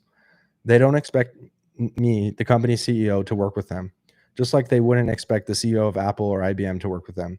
Plus, if it were possible to work with the CEO, it might cost 3 times as much or more for the same result as working with a member of his team. Why would someone want to pay when he could get the same service for less? Why would someone want to pay that when they can get the same service for less? But if someone is willing to pay much more for a personal attention of the CEO, and if the CEO is willing and able to coach to him, that's great too. You need to consider 2 things if you want to start an online business. 1, can you use video to provide your offer? And 2, can you hire others down the road to provide the services once you step back to focusing on scaling your business? Keep in mind that the material you provide to your clients will be uploaded to a membership site in the form of a video. What are the differences for your businesses and between online and in-person services? Selling online is all about figuring out what the market wants and using it to your advantage. If someone asks me why she should pay for an online trainer when she can get someone in person to work with her, I inform her that the in-person trainer doesn't want her to learn how to do the exercises on her own. The trainer wants her to keep paying for the trainer services forever. I, on the other hand, because I run business online, teach my clients how to do the exercises on their own. That's marketing, that's sales. You give people what they want, an exercise program, and you say it in a way that convinces them you have the answer. I'll teach you how to do the exercises so you won't have to pay forever. If you're a physical therapist, can you switch your offer from providing in-person services to providing an online program? For example, what if you sold a course that showed people's stretches and exercises to strengthening their back? video for service offers. The videos are created by recording video calls with clients where you teach the clients what you are offering, exercises, and how to clean your teeth, etc. Whenever you create the new material, you create a new video and add the video to the membership site. Eventually, you'll have created a video to cover every aspect of your offer, eliminating the need to create additional videos. Video is great because if one client has a question about what you're teaching, chances are another will. While creating the video, you have the opportunity to address these questions as they occur. You can also edit the video if you desire before uploading it to the membership site. Don't worry if the video doesn't look perfect. Clients simply want results. They won't care how pretty your video looks if what you're teaching doesn't work. As your business grows, you can go back and make things nicer if you wish. If a client gets stuck or doesn't understand something, he will contact you. This is when you take the relationship offline and message the client over Facebook or talk to the client on Zoom to call to clarify. You personally engage in this process until you earn enough money to pay someone else to do it for you. If you only provide one-to-one coaching, you overtax your coaches. They're doing the same thing over and over again with each client. But if clients watch videos online and contact the coaches only when they don't understand something, it frees up the coach's time to be able to handle many clients instead of only a few, which in turn helps the business grow. How about financial advisors? They always have to sit down and be right in front of the client, right? No, they can also record financial instruction videos and sell the videos online. Obviously, some one-to-one attention will be involved, especially when charging a lot of money. But I hope you see the point. A dentist can't clean teeth online, but he can focus on a particular aspect of his business and sell that online. For example, the dentist could show clients how to keep their teeth clean at home at a similar level to the quality of cleaning they would receive at the dentist's office. So they only have to see the dentist for cleaning once every 3 years instead of once a year. People will buy that. Almost any business can be translated into an online business if you figure out what your niche is and what you have to offer. If you ensure your offer generates a high income, in order to ensure your offer generates a high income, you need to consider several factors. Is your offer broad enough to reach a large online audience? The easiest way to determine if your offer is broad enough is to determine if you can run Facebook ads to that offer and target a large online audience. While there are many platforms you can run ads on, YouTube and Google being the other two prominent ones, Facebook is one of the most used and the easiest for a beginner to navigate. It's also the cheapest in terms of ad costs. Facebook determines who will see your ad based on the parameters you set for the ad. So if you want to be able to reach as many viewers as possible, here are the 3 examples. The first 2 show offers that are scalable. The third does not. Compare them and see how they differ. 1, basketball. If you're selling something related to basketball, you want Facebook to show the ad to anyone who has ever interacted with basketball pages, posted about basketball, played basketball, etc. However, not everyone who sees your ad will want your offer. Some might not even like basketball. They may have accidentally clicked like on a basketball-related page or stopped playing basketball when they were 8 years old. However, this offer is still scalable because there are many people who play and or like basketball. 2, Amazon. If you want to teach others how to make money on Amazon, as opposed to making money on Amazon with a specific item, that's a scalable offer. You can run Facebook ads to anyone who likes Amazon, online business, or making money, etc. 3, book writing. If you want to help 8th graders write books and you run a Facebook ad, only 8th graders will be able to see your ad and buy your offer. Some 8th graders may hate writing and some may not want to help. Some may not have money of their own to spend, and there's just not a whole lot of 8th graders in general. This offer is not scalable because it's too limited. An offer is super specific. If an offer is super specific, hello. If an offer is super specific, it's a bad offer because it can't be scaled. You only have so much control over who sees your ad on Facebook. It's best to look towards offering something that can reach a larger audience. Coaching or consulting of any kind is an area that can easily reach a large online audience, and it's what I'm a huge proponent of. So our video courses showing how to build an amazing garden, how to lose weight, how to lower stress, how to do yoga, etc. Each of these topics is wide enough to include. Hold on one second.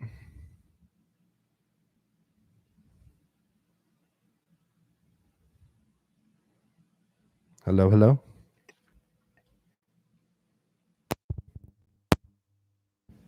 Hello, hello. All right. Each of these topics is wide enough to include a majority of people who might be interested in the offer. If the offer is how to run backwards on a treadmill, not too many people will be interested in that. So the size of the offer, so the size of the audience will become too narrow. Coaches often niche down too much. That's a mistake. If you only work with moms who have 3 kids, for example, you're excluding moms who have more or fewer than 3 kids. It's too narrow. But if you want to work with busy moms so they don't go crazy from dealing with their kids, you'll have a much larger online audience. Niching down is powerful because it draws in people who feel your offer is right for them.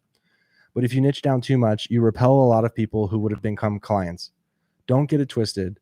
I'm not saying niching down is bad. I'm saying don't do it too much.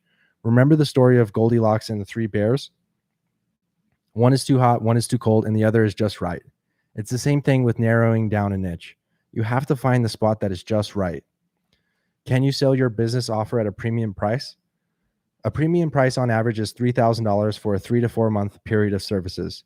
In order to charge a premium price, it's important to offer something that is tangible, measurable, and has specific results.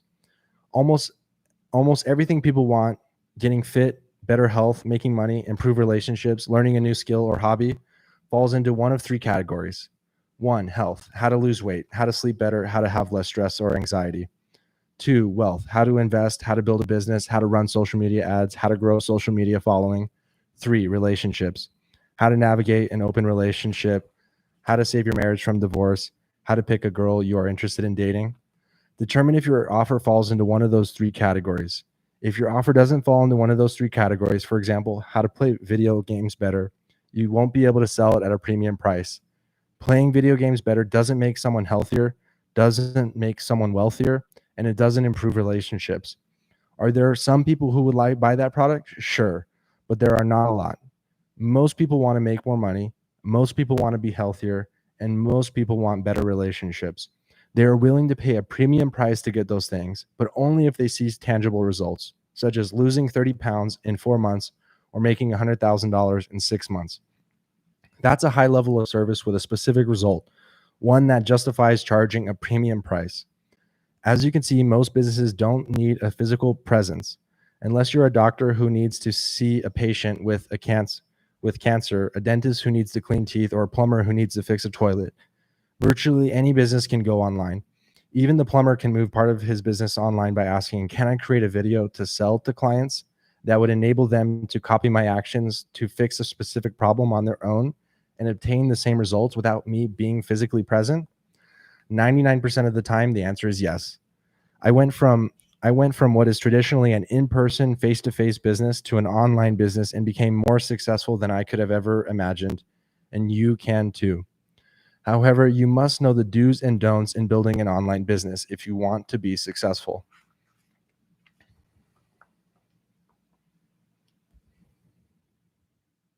Chapter 2. Chapter 5. The do's and don'ts in building an online business. To date, I've spent approximately $540,000 on business coaches. That's a lot of money in 3 years. My first coach cost $5,000, which I paid for with savings and a credit card. He showed me the basics. Once I made enough money, I hired another coach to show me the steps. He cost somewhere between $10,000 and $15,000 and recommended I build and offer many products, even though I was a one-man team.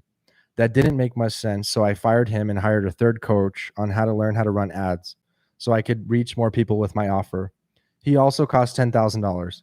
Instead of teaching me how to run ads, he taught me how to run a webinar, hoping it would work to jumpstart my business, which it didn't. Moving on to my fourth coach didn't help either, neither did my fifth. I was killing myself to make money to pay these coaches, and they were terrible. I was depressed, working a crazy number of hours and feeling frustrated, knowing I could have saved the money I'd spent on the coaches and used it for something else instead of throwing it away. However, after hiring my fifth coach, I figured out conversion conversations, which I'll show you how to use in chapter 6, and my business took off. How? From trial and error. Unless you can't learn from your failures, you're bound to figure out the missing pieces eventually, right? I went from making 30 to 50,000 in a month to making 30 to 50,000 in a week, and it grew from there. Since then, I've paid coaches whenever I set new goals, need new systems, or need help with technology. But I've gotten far better at choosing coaches who can truly help me. Why the coaches I chose weren't right for me? One, they use group coaching. In group coaching, most of the answers to the questions are general rather than specific. For example, if attempt A doesn't work, try attempt B. If the same answer for all of those who are being coached, this process was very frustrating for me. I needed a coach who would look at what I was doing and provide situation-specific suggestions. Two, coaches didn't work for what I was seeking. Every coach I hired was only making a couple $100,000 more than me, and they'd been in the game for 4 or 5 years longer, some dozens of years longer. I would easily and quickly catch up to them in terms of sales if I knew what to do. Their process didn't work to scale their business up to a high level. What I don't like about the coaching industry, and what I wanted to change when I got into it, is that people would go through the program, and if it didn't work, the coach would state the failure was the client's fault. Clients, on the other hand, would state that it was the coach's fault and that the program failed. In my biased opinion, if you go through my program and you can't make money online, you're not going to go through anyone else's program and make money, because very few have scaled their business as fast as me. No other coach I know is making 1.5 million plus per month and providing one-on-one coaching in addition to video content to all of their clients. That's a lot of work, but one-on-one coaching is what's effective. It's personalized to your specific situation. You'll learn from my mistakes. It's what you need if you want to become successful. My six biggest mistakes. My first 4 mistakes are related to personal coaching, while the remaining two are related to clients and employees. 1, waiting too long to hire a coach. For 2 long years, while struggling to make money with my online business, I kept telling myself I couldn't afford to hire a business coach. Nothing I was doing was working, and I was frustrated. Finally, desperate and determined to make my business success, I decided I'd do whatever it took to pay for a business coach rather than fail. Max out my credit cards, take out loans, become homeless, etc. I finally hired a business coach who I should have hired a lot sooner. When you hire a coach, even if it's not the right one, or if the coach gives you bad advice, you learn what not to do in your business, and that helps you learn what to do in order to become successful. Sure, that's an expensive way to learn, but you're sacrificing money for speed. So you succeed much faster. If you really want to be rich, a multimillionaire or billionaire, is $10,000 for a coach really a lot of money? No, it's not if you're making a lot of money, but it is a lot when you don't make a lot, so it feels out of reach. However, if you can't make a lot of money, if you don't know how to make it, and that's where experts come in, the coaches. You need to take that financial risk and take it early so you don't struggle for years like I did. 2, hiring people who have never done what I wanted to do. You don't hire someone who plays soccer to teach you to play baseball. And you don't hire a business coach who has never worked out and knows nothing about the fitness industry to teach you how to create a massive fitness business. Unfortunately, that's what I did. The coaches I hired assumed that selling fitness packages would be the same as selling business packages, but they're not. Therefore, the advice the coaches gave me wasn't working, and I wasn't making the sales I needed to create a successful business. 3, not trusting my gut. I hired 5 different coaches. I knew that what they were telling me to do was stupid and that it wouldn't work, but I didn't trust my gut to go in a different direction. If I had, it would have saved me time and money. If I had hired them early on in the process, as I explained in point number 1, I would have figured that out much sooner, making my business a success much quicker. 4, following a coach word for word. When you hire a coach, it's common to do everything he tells you, even if you know something isn't working for your business. Following the coach word for word slows down your progress. In addition, if you listen to a coach too closely, you stop thinking for yourself and you become reliant on the coach for everything. This prevents you from learning to solve your own problems.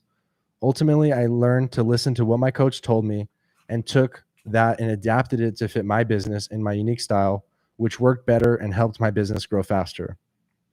5, not understanding how much people need to be spoon-fed. People need new information and processes broken down into simple steps, or they will not understand what to do. Just because it's easy for me to do something, an exercise or a sales call, for example, it doesn't mean it's easy for my client to learn how to do it. So if you're teaching someone how to make a peanut butter sandwich, you'll need to tell them in steps. Step 1, open the bread bag. Step 2, get a piece of bread. Step 3, get the knife. Step 4, open the peanut butter. Step 5, spread the peanut butter onto the bread, etc. By breaking information and processes down into simplistic steps, people understand that what you are trying to convey and don't get lost. 6, not knowing how to teach people. When I first started my online business, I thought all I needed to do was to show someone something one time and then they were ready to do it on their own. But that doesn't work. People don't learn that quickly.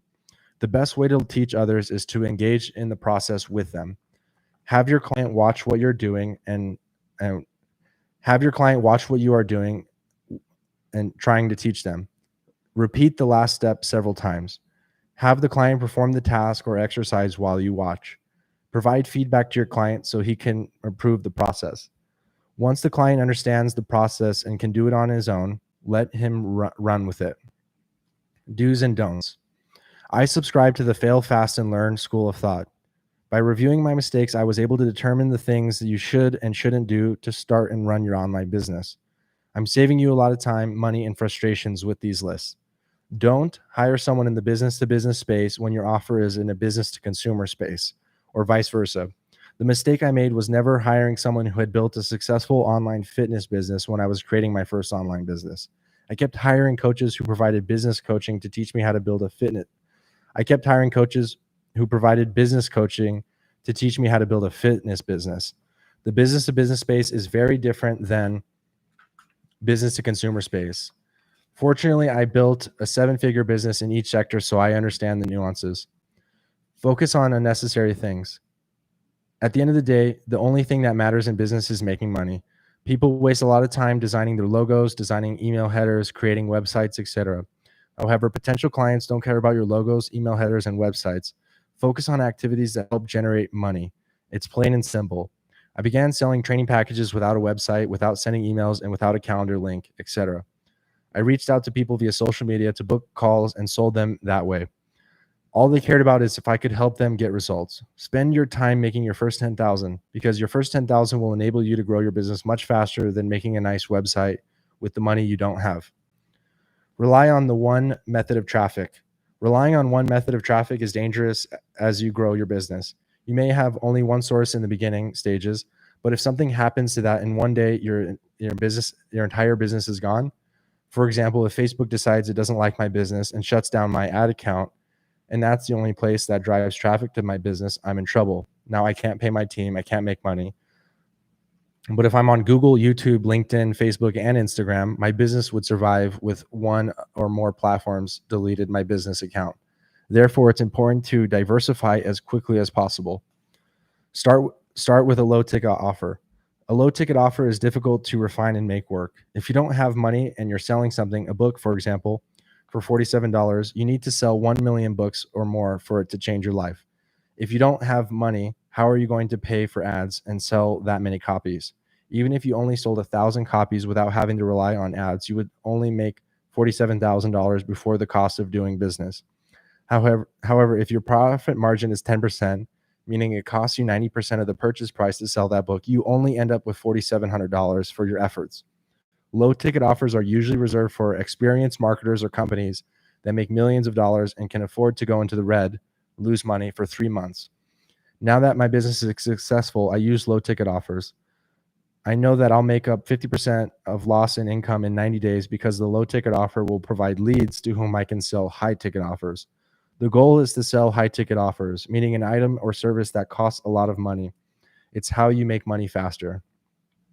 Blaming others for your failures. When I first hired my business coach, I did everything they told me to do until I'd exhausted my options. At first, when I wasn't achieving the success I wanted, I thought I was doing something wrong and asked myself what I could do better. What part of the coach's strategy was I not executing properly? Instead of blaming someone for my inability to make my business a success, I exhausted my resources and options and pushed myself to my limit until I found the techniques and skills I needed to achieve success. Most people don't put in the necessary time and effort. They don't push hard to succeed and then assume the advice they were given was wrong. They blame others for their failures. Do's. Do pick something you know will make money. If you want your online business to be a success, you must sell something that you know will make money and that also matches your skill set. Revisit the previous chapter to make an informed decision. Once you have money, you can follow your passion. The saying, follow your passion and you'll never work a day in your life, is relative. It depends on your goal. If your goal is to be happy and to follow your dreams, not caring if you make a lot of money along the way, then follow your passion. However, if your goal is to retire young and have a lot of money, you need to follow what you're good at, not your passion. I'm a big fan of going all in on something, but I'm also a big fan of being realistic about your abilities. I can sing all day long, but I'll never become a professional singer. That's not my skill set. But I'm really good at fitness and business coaching, and I know how to help people make a lot of money. And now that I have money, I have the time and financial means to follow my passion for travel, hunting, etc. Do hire a coach who is financially where you want to be. It's important to hire someone who can help you reach the level of success you desire because he's done it himself. Before I began coaching others on how to build their online businesses, I grew my online business to 1 million plus per year business. Do hire the right people. As your business grows, it's important to hire the people who can replace you and do the job well. As I stated earlier, the goal is to free up your time from taking sales calls, closing deals, and coaching people so you can focus on a higher level aspects of your business, such as developing new products, marketing, etc. Once your company starts to make a lot of money, there's no longer time for you to do everything on your own anymore. And if you have to work all the time, it defeats the purpose of making a lot of money. Therefore, your business is only as good as your team. If you hire people who are lazy or don't do their jobs well, your business won't do well. You must hire people who are knowledgeable, dedicated, hardworking, and have a non-entitlement attitude. People you can trust so you don't have to work all the time anymore. Do give one-on-one coaching specific to needs and problems. If I sent you a course on how to fix your car engine and you didn't understand something, what would you do? You would be stuck, right? But if I also provided one-on-one coaching, you could contact me for clarification, next steps, and encouragement. One-on-one coaching costs more because it requires additional time and prevents the coach from working on other aspects of the business that generate money. But it's more effective. Rather than feeling frustrated and giving up, clients move faster towards their goals. Immediately solving problems also provides positive reinforcement and encourages clients to continue along their path instead of giving up. Do move fast. Many people are really slow. For example, a guy might read a book on how to fix a car engine, but doesn't do anything with it. Information works only if you implement it. As soon as you are told to implement specific processes in your online business, you should start doing so immediately. There is no other way to get results. If you just nod your head and do nothing else, or if you take forever to implement something, your business will not succeed. You don't have to spend $540,000 on coaches like I did to learn to run an online business and make it a success. But it is important to understand conversion conversations if you want your business to blow up in a good way.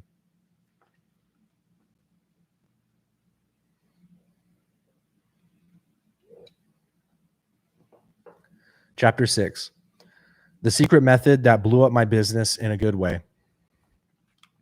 Every coach I hired told me to use the same method to get sales. Run ads on Facebook, sit back, and hope it leads to prospective clients to book sales calls with me, but didn't work. The coaches would insist my video that ran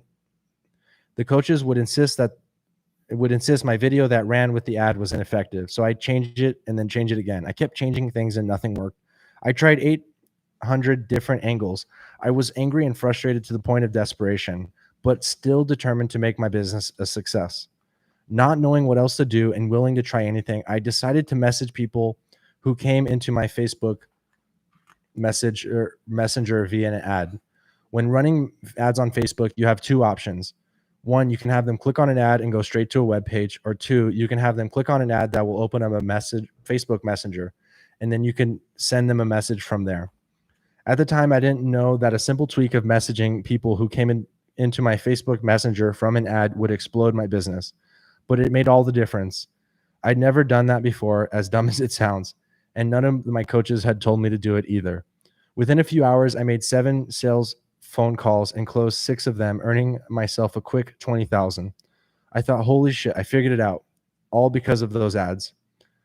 Keep in mind that just sending people to Facebook Messenger isn't enough to blow up your business.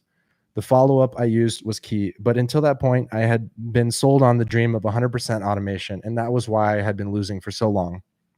Once I knew what worked, I realized it didn't matter if my prospective clients watched my video sales letter. What mattered is what I direct message them and convince them to get on a phone sales call with me, where ultimately I could make the sale. It was a surefire path that I knew would work over and over again. Once you get ads to work and understand how to follow up with prospective clients, you can make someone who has no idea who you are buy something from you. That's how you have unlimited potential. If you follow my process and method, which I call conversion conversations, it will blow up your sales. Conversion conversations connect you with potential buyers via direct message on social media, Facebook, Instagram, LinkedIn, etc. And those messages ultimately lead to a phone call, which then leads to a sale. 99% of you probably think you already do this and you do it well, when in reality, you either don't do it or you do a terrible job. Someone tell me, oh yeah, that's so easy, I already do that, which I politely responded, then why aren't you making over $1 million a month? Conversion conversations are a method that works and a skill that can be learned. Why conversion conversations are important. Conversion conversations create a one-to-one relationship. For example, if you're in the market for a house and a realtor calls you 10 times while every other realtor calls you only once and sends you an email about the house for sale, who are you more likely to buy the house from? The person who called you 10 times or the person who called you once? You will buy it from the person who called you 10 times because the sales are relationship-based and they're trust-based. Putting forth a one-to-one effort and speaking with potential customers always leads to more sales compared to sending an email or running an ad on and not following up to create a one-to-one relationship. No matter how good a marketer's automation is, he will never beat a one-to-one personal touch. You can be lazy, automate everything, and struggle endlessly, or you can add in personal touch, which is more difficult, but you'll beat all the competition. Do conversion conversations require more effort? Sure, but they also lead to a lot of sales. If you automate your business, hoping people will simply sign up to purchase your services, you're losing opportunities to make sales, especially when, like me, my team are messaging those clients. Unlike you, I'm creating trust in both me and my product. So by the time I talk to potential clients on the phone, they're ready to buy. Conversion conversations will increase the sales rate tremendously. I began using them. Once I began using them, my closing percentage, the percentage of people that went through the hour, the percentage of people I went through an hour call with and sold went from 30% to 70%. How to increase your conversion rate by up to 50%. The conversion conversation process enables my company to maintain contact with prospective clients. Even if a prospective client clicks on an ad that takes him or her to a video, and then she clicks off, she receives a direct messages from me or my team 30 minutes later. That's what sets my business apart from the other millions of businesses that run ads. The direct message says something like this: hey, Janice, what's up? So you clicked on the ad. How did you like the video? What questions did you have? It's not like some automated BS the prospects can smell from a mile away. This direct message re-engages Janice, and now she remembers me and we're having a conversation.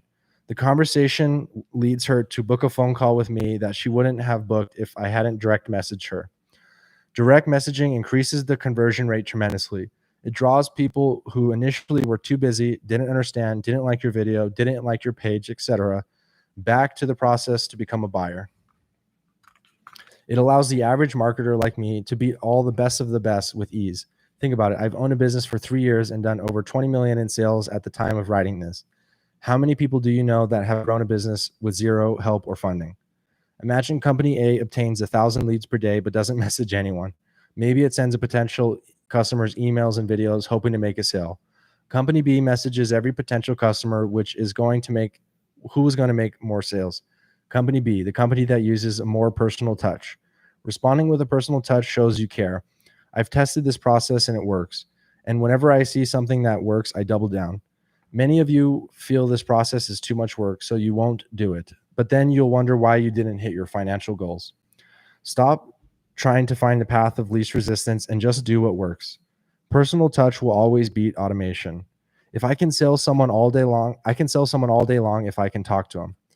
What's hard is selling to people you can't talk to as a result of automating everything. It's easier to convince a potential client to take action if you personally reach out to the client instead of waiting for him to click on ads and videos, hoping he'll buy what you're selling. Most salespeople are unsuccessful using advertising because they don't reach out to potential clients, which requires additional effort. Trying to automate everything requires so much more testing, money, and wasted time. I prefer efficiency. In life, anything that takes more effort, working out at a gym, relationships, saving money, etc., typically works out in your favor only if you put forth the necessary effort. Business is the same. If I put more effort into reaching out to more potential clients, I make more money. It works. And more importantly, it takes the pressure off of my marketing.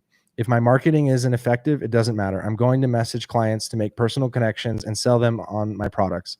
If I don't message clients, my company's marketing must be the best in the world in order to successfully compete in the marketplace.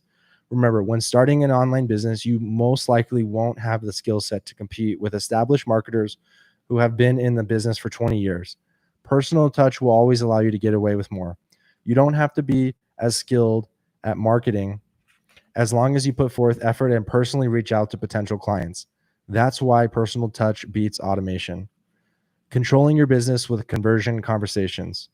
The process of conversion conversations allows you to control your business. It provides opportunity to make mistakes without suffering consequences. If your video ad stinks, it doesn't matter because you always message potential clients and convince them to talk to you on the phone. If your emails aren't read by potential clients, it doesn't matter because you always message potential clients and convince them to talk to you on the phone. If your business doesn't use conversion conversations, you are crossing your fingers and leaving success up to chance, hoping potential clients click through and sign up for sales calls. Utilizing conversion conversations gives your business predictability, it gives consistency, and it gives you peace of mind month after month after month. Your business will beat the competitor every time. Don't rely on chance by setting up your business, leaving it and hoping it works. What works are conversion conversations. However, the conversion conversations are only one tool in your business toolbox. You also need to know the correct way to engage in a phone sales call if you want to be successful.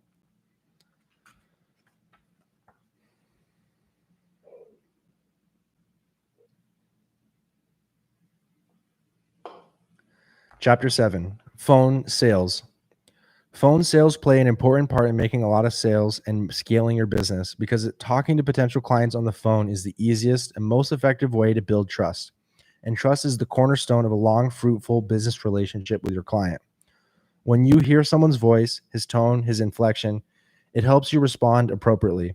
When he hears your voice, your tone, your inflection, and how you're treating him, he develops trust. It's the nature of talking to someone. The more you talk, the more you build trust. Here's an example of what I mean.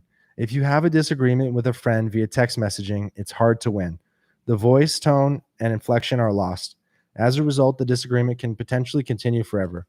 However, if you have an in-person disagreement with a friend and she can hear your voice, your tone, and your inflection, it's easier to respond appropriately, and the disagreement will end in a timelier manner. Trust isn't the only positive side effect of a phone sales. However, if I'm on a phone with a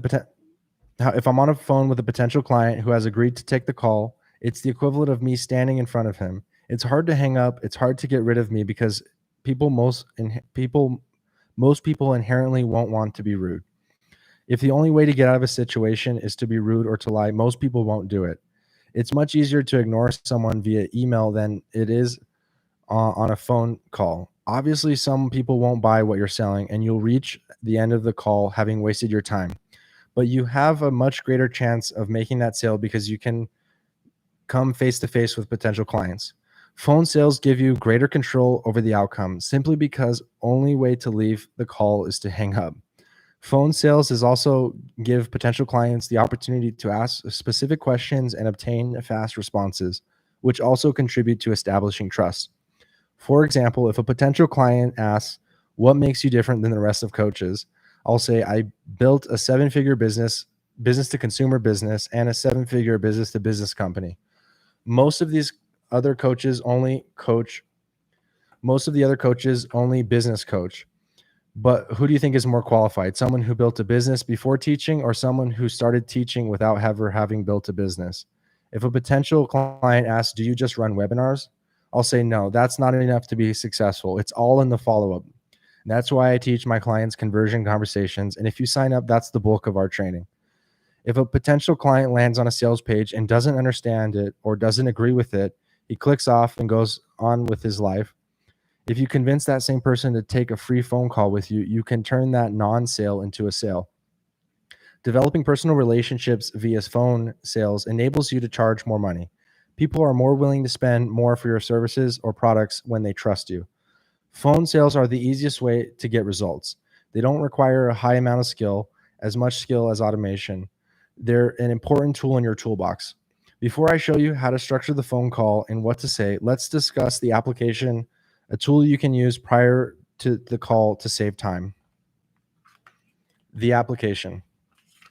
Asking potential clients to complete an application prior to the phone call is a part of my company's process.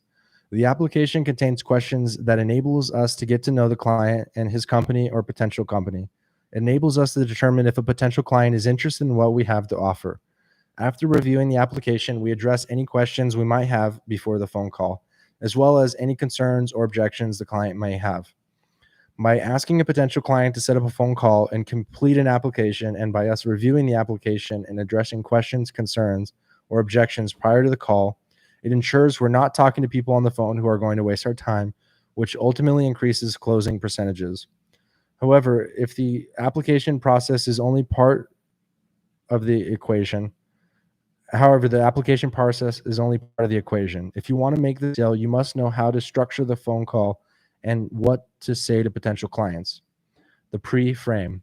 The pre-frame is where the expectations for the phone call are set. The pre-frame is important because people get scared and freak out when they don't know what is going to happen.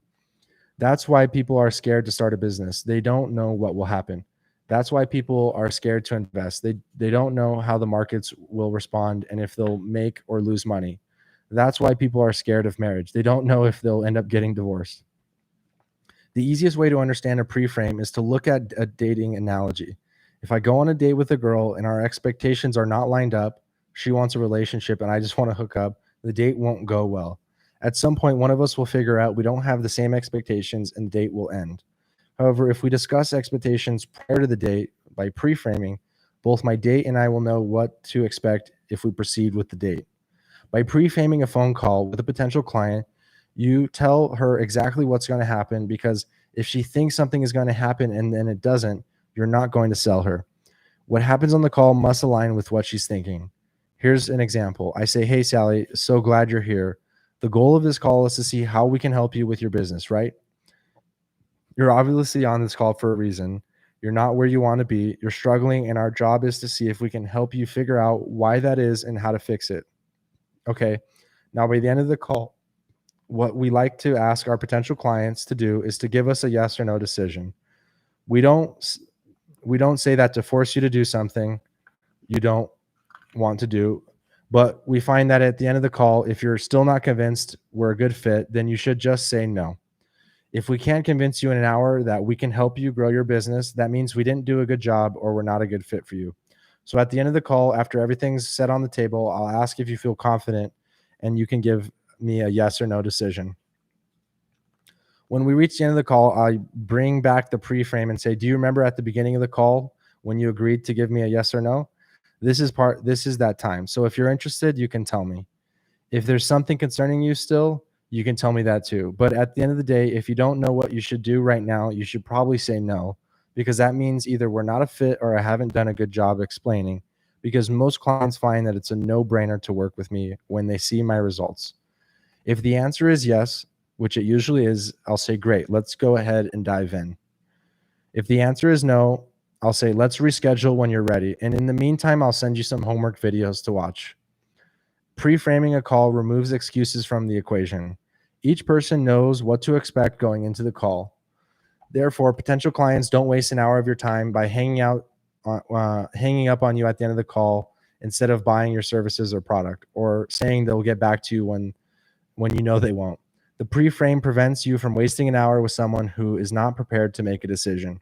The pre-frame also gives potential clients permission to tell me after the call that they are not interested in purchasing what I'm selling because I tell them this is an option during the pre-frame, and that makes potential clients think I have their best interests at heart, which I do.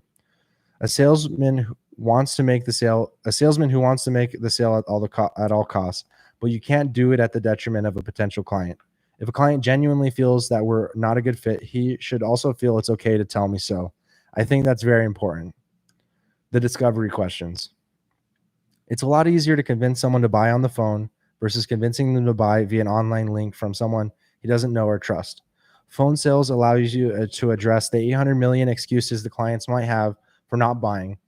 Figure out his objection. Most people won't tell you their true objection, and then push the client into a corner to get them to make a decision. Here's an example where I address a potential client's flawed logic.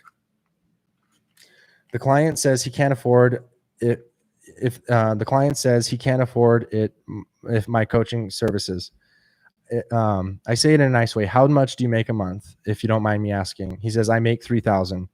Okay, cool. So your plan is you're going to save up money, right? He says, oh yeah, for sure, man. Like as soon as I have save up money, I'm going to buy from you. I know this is total BS, that he's just lying to himself, that his situation will change by continuing to do the same things that got him into the same situation in the first place. But I don't tell him outright. I said, okay. Instead, I say, okay, cool. Let's look at the math. How much is your rent? About $1,500 per month. Okay, let's say between rent and groceries and your other bills, you can save about $400 a month. So 6 months from now, you'll have saved $2,500. The problem is your car just broke down, and now you have to spend that money on your car. 6 months later, your wife or girlfriend gets pregnant, and now you've got a kid to support. Look, I don't care what you do, but the reality is the only way for you to get out of your current situation is to hire someone who knows more than you, and that's going to take an investment. So if you take one step back by spending this money with me, I will help you take 8 steps forward. You'll never have to worry about money once I show you how to make it. But if you never jump on board and hire me, the job you're currently doing won't help you save the money you need. It's not about saving more, it's about making more. You're not going to get rich saving your money. You have to learn how to make more money. And then it becomes easy because you're making so dang much. Discovery questions are designed to determine a potential client's goal and why he is on the phone call with you. For example, our prospective clients usually want to make more money, or in fewer cases, they have confidence issues when it comes to business dealings. Your prospective clients may have different goals depending on your specific online business. It's important to understand not only the client's issues, but also where it stems from. You need to break it down. You need to break down the information so you understand the struggle. For example, if the client is insecure because is the client insecure because his wife left him? That's important to know. You don't want to use that information to manipulate him. You want to use it to guide him towards buying what you're selling. For example, if I am where I am today because I didn't want to be a loser.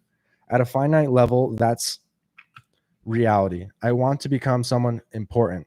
That was my goal. That's why I hired my coaches. Discovery questions for online business and clients include: 1, why do you want to make a lot of money? 2, how much money do you want to make? 3, why that amount? 4, why does it matter? 5, why are you struggling? 6, what's the problem?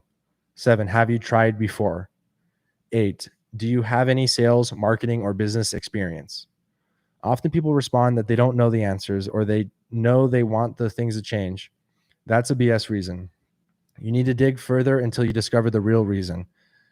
It's the only way your call will be successful. Often it's an insecurity issue, something they want to achieve in life but haven't been able to do for some reason, or something bad that happened in their life that is driving them to do better.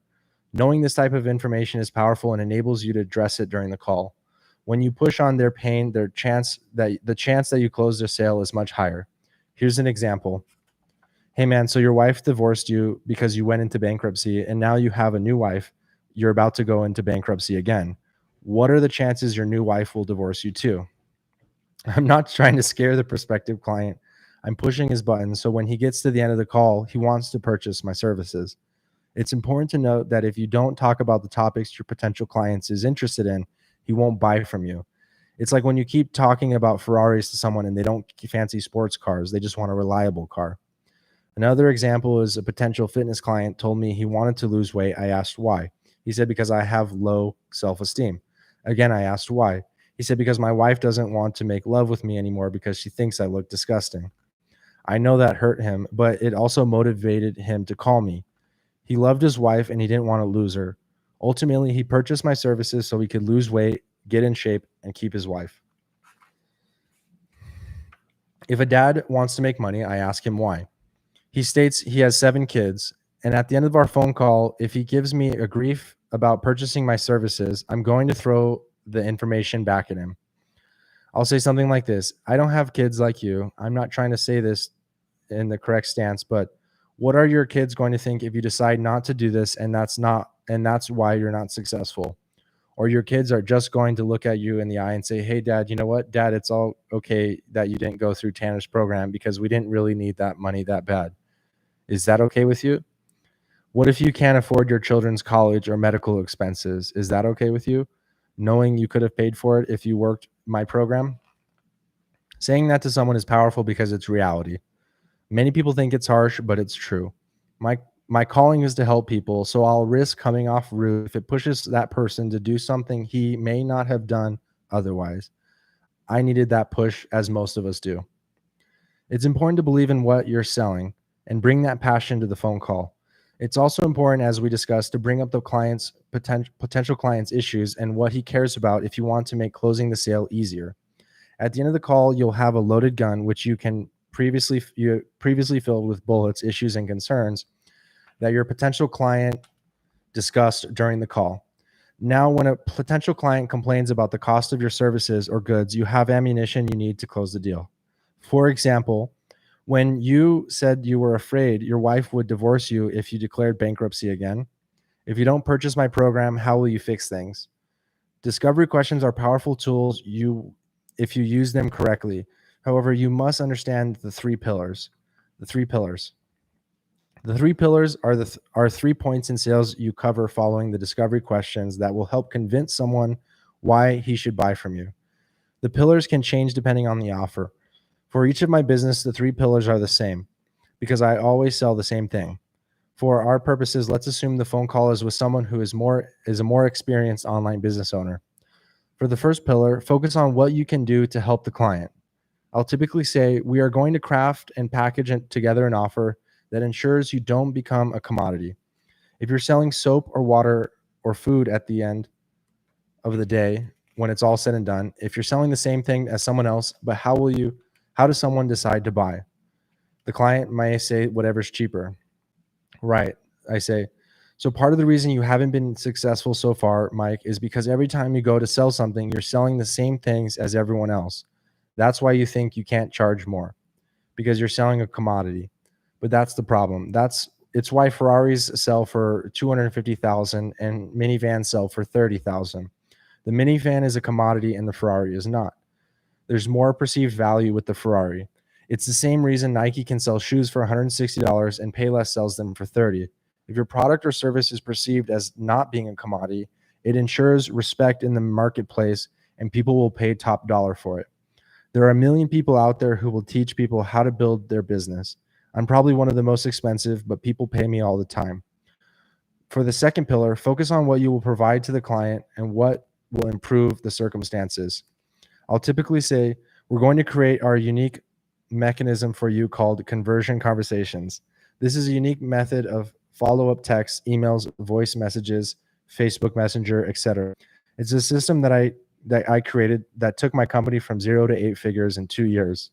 Most coaches will tell you to run an ad to a webinar, and that's all you have to do if you want to be rich.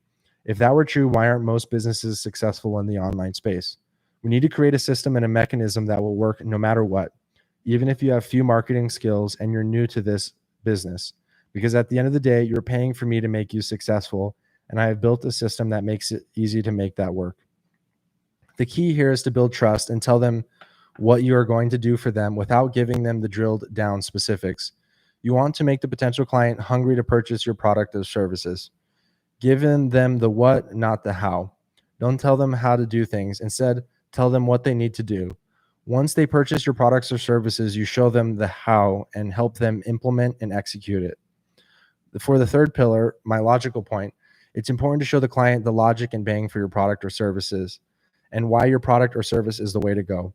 I'll typically say there are a million different business coaches out there that you can hire, but very few of them have built a seven-figure business to consumer business and a seven-figure business to business business. So isn't it more likely I can help you if I've built both and been successful in both markets, as opposed to someone of the other coaches who coach without having built a business first? Once I've discussed the three pillars, I'll recap information and reiterate why I'm the best person to hire. I'm 28 years old. I built a seven-figure business-to-consumer fitness company and a seven-figure business-to-business company in only 22 months, and I'm the only one to do that. Program overview. On this part of the sales call, I'll review the program so the potential client knows the aspects it contains. Obviously, programs can vary, but I'll use mine as an example. I'll typically say you have a six-group coach. You have 6 group calls a week, and each call is led by a different expert in his field: copywriting, Facebook ads, sales, etc. You'll also learn how to run ads, copywriting, sales, leadership, and messaging. Basically, all aspects of the business you will need to know. Once the group calls are complete, you'll work with 4 full-time coaches on a one-to-one basis. We also have 9 part-time coaches. You can message those coaches anytime you like on Facebook Messenger and also speak with them via Zoom as needed. The final part of the program is our portal, which contains step-by-step videos showing you everything you need to know to make your business a success. So to sum it up, there are 3 elements: group coaching calls, unlimited one-to-one access to our coaches, and the portal. It's important to keep the program overview section of the call brief. People don't buy because of the benefits or features. They buy because they trust you and believe in your 3 pillars. Expectations. To avoid misunderstanding, it's important to set expectations. Setting expectation informs the potential clients of what they will receive if they purchase my services. It also focuses on explaining the difficulties in learning how to operate an online business. When setting expectations, I'll typically say, the first thing to understand is that the process is going to be really hard. Even though I've told you that you can make a lot of money, at the end of the day, if it were easy to become a millionaire, more people would be millionaires, right? You need to understand that we will show you the path, but it will be harder for you than someone who has been in business for 2 years or longer. If you come into my program and start comparing yourself to other people who have been in the business longer, you'll feel frustrated and it won't be fun for you. Although you'll learn the necessary tools and I'll tell you exactly what to do, it will still be hard. The second thing you need to understand is that your ability to succeed will be determined by how quickly you learn new skills and implement them. Does that make sense? Great. The third thing to understand is that the program will cost a lot of money. Now, I know that's not fun to hear, and I know you didn't get on this call expecting to think, oh my gosh, I can't wait to give Tanner all my money. But understand that I spent almost $500,000 on coaching and millions of dollars on Facebook ads, and I struggled and struggled for years. You're coming to the program learning everything I've learned for a fraction of the cost. Is the program expensive? Sure. But there are very few places you can learn all of this for what I'm charging. If I provide everything I promise, it's expensive because otherwise I can't afford to offer you one-on-one support. And I can't teach you everything I've promised and make it cheap. Price drop. In this portion of the sales call, explain the specifics of what you're selling, the length of the coaching program, for example, and the typical price. Then offer a price drop. Some sales trainers will disagree with a price drop, and I've even had some of my own sales reps stop using it, depending on the sophistication of the buyer. Price drops are what I use to quickly build my business. They're effective and they lead to sales. Here's what I might say. The program is 4 months for 12 grand. And as long as you put down a minimum deposit today, that price will drop by 2 grand. The reason is twofold. The first reason is to incentivize you to sign up. I want you to make a decision. I found that by the end of a phone call, if someone still doesn't know what to do, he's probably never going to work with me. Of course, there are always exceptions. The second reason is because successful online businesses spend an exorbitant amount of money on marketing. I want to make sure I'm collecting money as fast as possible so that my business can continue to grow and be successful. I know you don't care about my business, but I want to be transparent and honest with you. So that's how much it costs and that's how it will work. Tell me your thoughts. There are a million ways to close, and it's up to you how to do it. But once you close, remain quiet and let the other person respond. If the potential client states he has to think about whether he wants to buy, which is one of the biggest issues you will face, I'll respond with this. I'm not trying to force you to do something you don't want to do, but the discount simply holds your spot. You can change your mind, but if you're not willing to even do that, that shows me you may not be as serious as you're saying. Handling objections or rebuttals. When you're on a sales call and the potential client objects to something, acknowledge it no matter what he said. For example, if he states he doesn't want to sign up for your program or services because his kids needs braces, tell him you understand, and then return to and address his pain. I'll typically say something like, I totally hear what you're saying, but if you can remember earlier in our call, you said X, Y, and Z, right? This is where you bring up everything he told you earlier in the call. Scared to go bankrupt again, scared his wife will divorce him if his business fails, etc. When he acknowledges that he said those things, I'll say, if that's true, then the only thing left for you to do is sign up for my coaching. The following image represents the last aspect of the sales call. You keep working the preceding steps, circling through them on the clock until you close the deal and make the sale. Many sales guys won't address new objections once they've cycled through the process once, and therefore they lose the sale. You must continue to address objections until the prospective client no longer has any reason to say no. Objection, agree, bring it back to the pain, close. Objection, agree, bring it back to the pain, close. Phone sales are an important tool that can yield large sales in a short period of time. However, they must be done correctly if you want them to be successful. You also need to understand how to use ads if you want to drive up sales.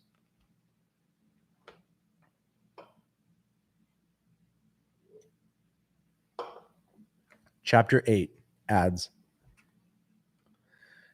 You can use phone calls without using ads, but when you use both, it's a powerful combination. When my first 2 clients hired me to coach them, their online fitness training business was making $3,000 a month. During our first days of working together and without spending any money on ads, they made $10,000. Once they began using ads, their income jumped substantially.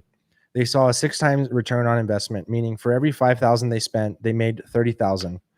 2 fitness trainers I also coached, Morgan and Jessica, went from making $10,000 without spending any money on ads to making $25,000 for every $5,000 they spent on ads, giving them a 5 times ROI.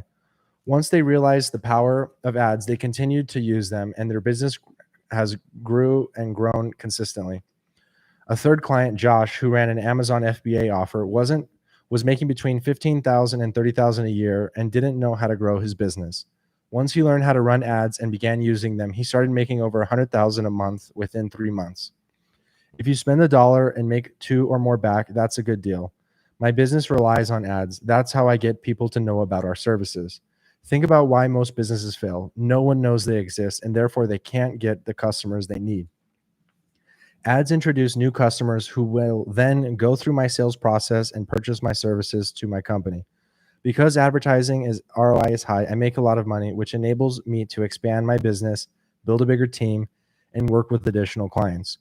As long as I continue to run ads and receive a good ROI, I can grow my company as large as I want. Often people think that they will become rich simply by running ads, but it's important to remember that ads are only part of the process. What happens after the ad, the phone call, as I described in the previous chapter, is the magic. That's where the money is made. Ads are the gasoline you add to the fire that went to make your business grow. Without ads, the fire will die because you won't raise awareness regarding your business, and therefore you won't have an opportunity to make sales. But you must know how to run ads properly to achieve good results, and without spending a lot of money. Otherwise, you're just wasting time and money. Some will argue that organic growth is best because you aren't spending money to reach people. However, organic growth will always limit the size of your business. New people won't be able to find out about your company fast enough for it to grow extremely large unless you use paid methods. A campaign. A campaign is the way you use advertising to reach your target audience. And each type of ad campaign has its own objectives, which are actions you want your your ad to entice potential clients to take. For example, videos or engagement ads simply require the potential client to click a video or to go to a landing page.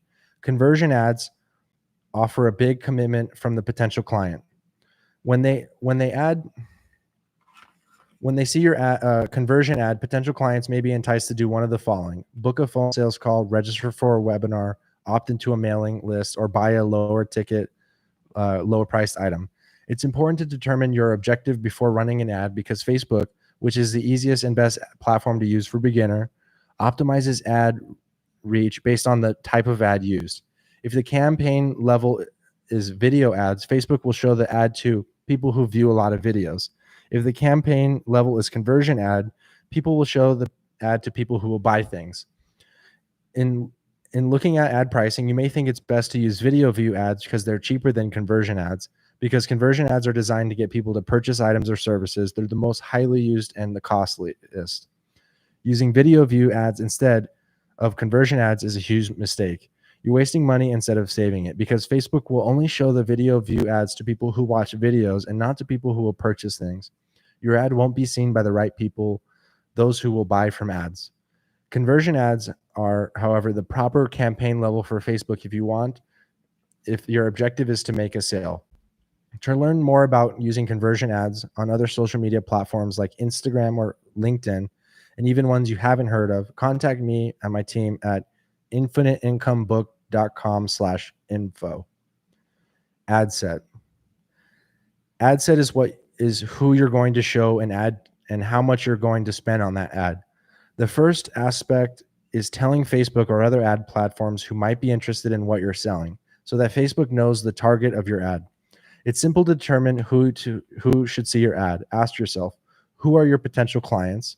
What are your potential clients interested in? What types of jobs do your potential clients have? For example, I have a client who teaches people how to build Amazon e-commerce businesses. He might tell Facebook that he wants his ad to be seen by people who have an interest in Amazon. Jeff Bezos, because he owns Amazon. Entrepreneurship, because that's entrepreneurship type of business.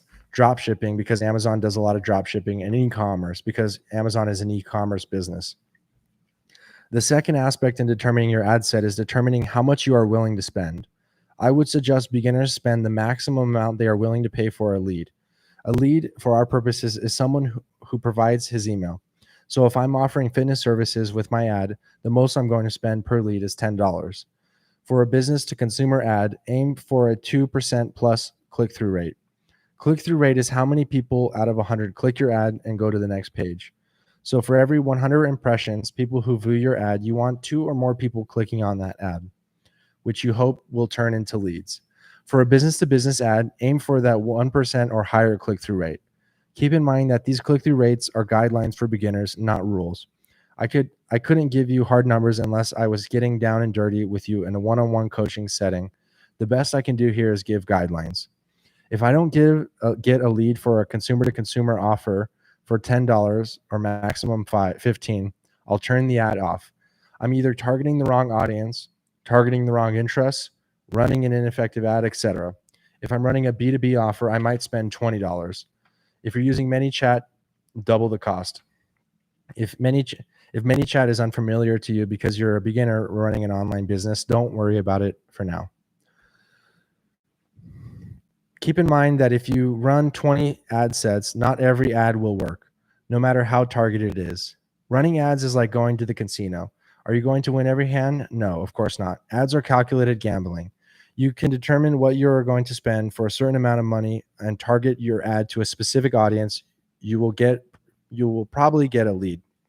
Once you run an ad, see what works and see what doesn't. If an ad works, double down on it by continuing to run it and investing more while trying to find additional interests that would entice like-minded people to buy your product or service. You might be thinking you don't have a lot of money to spend on ads because you're not making a lot of money. If you had $1 million in the bank or unlimited income, it wouldn't matter how much you spent on ads. You could spend and spend however much it costs you to get a lead. But when you're starting an online business, if you pay too much to get a lead, you won't make money. You won't make more money than you spend. You must set thresholds and limits regarding how much you're willing to spend on ads so that you make money instead of losing it. The rule of thumb for ad spending is to spend only as much money as you are willing to lose. For a beginner, if you can't spend at least $3,000 a month or $100 per day, you're not ready to run ads, in my opinion. $10 is the average cost for a lead. So if you spend $100 per day, that provides only 10 leads per day. If you only get 10 leads per day, you get only 300 leads per month. Of those, probably only 15 will lead to phone calls, where you will then have the opportunity to sell your customer. If you only spend $2 a day, it's not enough to generate the leads you need, and it's a waste of time and money. If that's all you can afford, focus on organic and free efforts instead of running ads, such as messaging people on Facebook and Instagram, connecting to those on your email list, and using referrals to obtain contacts. Keep in mind that not every lead turns into a call, and not every call turns into a sale. As you grow your business, know the average numbers you're looking for: average lead cost, average application cost, and average client acquisition cost, so your growth is predictable. Here's the tips for running ads. If your ad isn't working, don't freak out. Change who you are targeting and/or change their interests.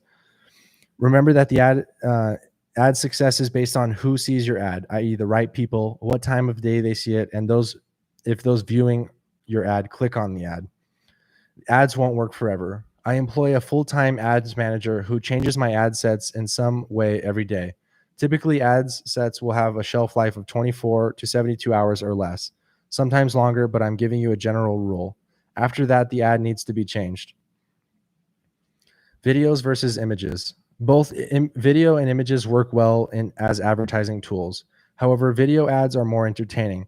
For beginner advertisers, it's best to use images because it's easier and faster to create an image than to shoot, edit, and post a video. In addition, if a social media platform like Facebook doesn't like the video, the platform will take it down. If that happens, you've spent all that time and done all the work for nothing. Stick with using images in your ads and move into videos once your business has grown and you have a team to help you create them. This will free up your time to focus on other aspects of the business while enabling you to achieve success through advertising. The wow factor. A good ad, whether it is a video or an image, must have a wow factor. It's the difference between seeing a cat walking down the street and seeing a cat jumping on a trampoline doing flips. Seeing a cat walking down the street is not very interesting, but seeing a cat doing flips on a trampoline catches your attention. When I started my fitness business, I crushed it because my ad featured an image of me shirtless, and it was a really good shave. It made people stop and take a look. The written information in your ad or video ad contains 5 parts that lead to the call to action, or what you want the potential client to do when they see your ad.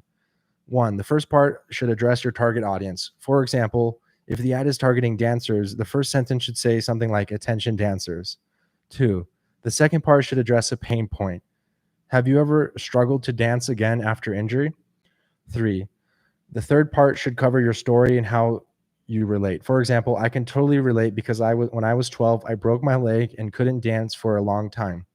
When it was time to dance again, I struggled because my body no longer moved in the way it had previously. 4, the fourth part should cover your epiphany, how you resolved the problem and how you became successful. This is where you give them the secret sauce or epiphany you had. Why buy your stuff over anyone else's? What sets you apart? How you describe it is super important. If the potential client thinks he knows what you are selling or can easily obtain it, he isn't going to buy it. Here's a good example of what to say. I realized that with the help of my trainer that my muscles were tight because they hadn't moved for so long that my body was still compensating for the injury despite having healed. After learning a series of stretches and exercises that are widely unknown and implemented them, I became a prima ballerina for a prestigious dance company and traveled the world for many years. Now I've settled down and I'm living my dream, making money while helping others return to dance after injury.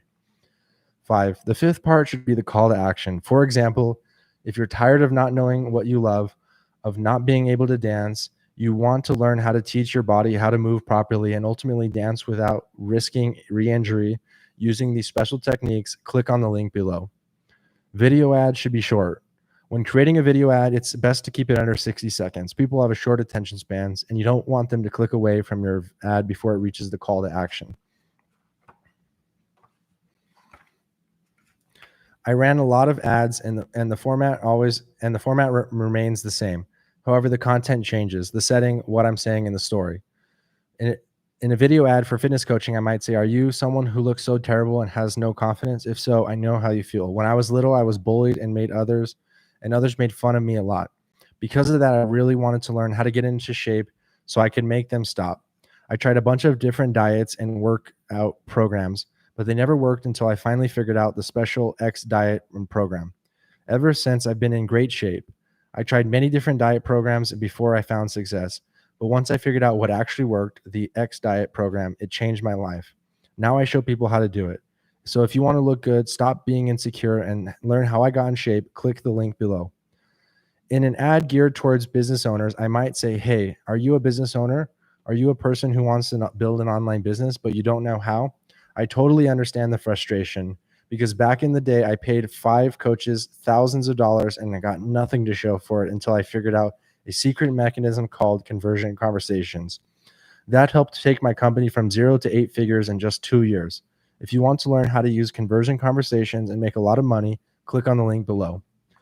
Nike is a company that uses a few words to convey a strong message in its sneakers ads, and it does it right. In each ad, the company focuses on athletes and their problems such as perseverance or adversity. The ad presents a call to action to just do it. Once the athletes heed the call to action, they succeed. Whenever whenever I see a Nike ad and hear that call to action, I get chills and go buy their sneakers because I can relate to the struggles athletes in their ad and ultimately their success. Now that you know what makes a good ad, you also need to understand retargeting. Retargeting. Retargeting is re-showing an ad to someone who has landed on a specific page after clicking on the ad in an attempt to convince him to buy. Most people don't buy after seeing only one ad. It can take 7 or 5 ads or 3 emails, for example, for that person to purchase your product or services. If you saw my ad and never bought anything from me, you probably won't buy from me again. But if over the next 7 days you saw an ad every single day, you'd start to ask yourself questions. What is this about? Who is this guy? What does he do? And you're more likely to buy. That's the power of retargeting ads. Retargeting ads can be set up to target potential clients or buyers automatically. On Facebook, for example, I instruct Facebook to send a specific retargeting ad to anyone who lands on page A but does not land on page B, meaning that they left the page and didn't click through any further. I also tell Facebook to send me a specific retargeting ad to anyone who lands on the first 2 pages but doesn't land on the third page. Lastly, I tell Facebook to send a specific retargeting ad to anyone who lands on all 3 pages but didn't buy. Each ad is specific to the action taking, landing on 1, 2, or 3 pages. This is just a general example. You can retarget page engagers, likers, email lists, purchasers, etc. The options are unlimited. I generally recommend retargeting the most in the 7 days after a potential client lands on one of your pages. That ensures the potential client has seen it. It also is typically when you'll see the most results. You can use each retargeting ad for as long as you want, but the further out you retarget, the less effective it becomes. If he hasn't taken action within a month, he probably won't. Retargeting ads maximize your ad spend. It's a lot cheaper to retarget them than to run ads to cold traffic because retargeting audience is smaller and the general audience. For example, if your initial ad is seen by 10 million people, you may only need to retarget 10,000. So the cost is not as great. Here are some great retargeting ads. "Hey, blank, insert person's name here. I saw you clicked on the ad. Thanks so much. But because you didn't purchase my book, I'm giving you another opportunity to buy it. Hey, so and so. I saw you went to my page earlier and thought you thought about booking a call but didn't. There are usually 3 reasons why someone doesn't do that, and I go through the 3 reasons. Don't worry, I'll take good care of it. Go ahead and click the link and I'll see you on the other side." This type of ad is used when you get a lead but the person doesn't book a phone call. Ads are the key to a successful online business. If you can learn to run a successful ad, you can make a lot of money. As you can see, if you use ads successfully, you will obtain quick results and have the potential to become infinitely wealthy. But there's also another important tool in your toolbox that you need to know how to use.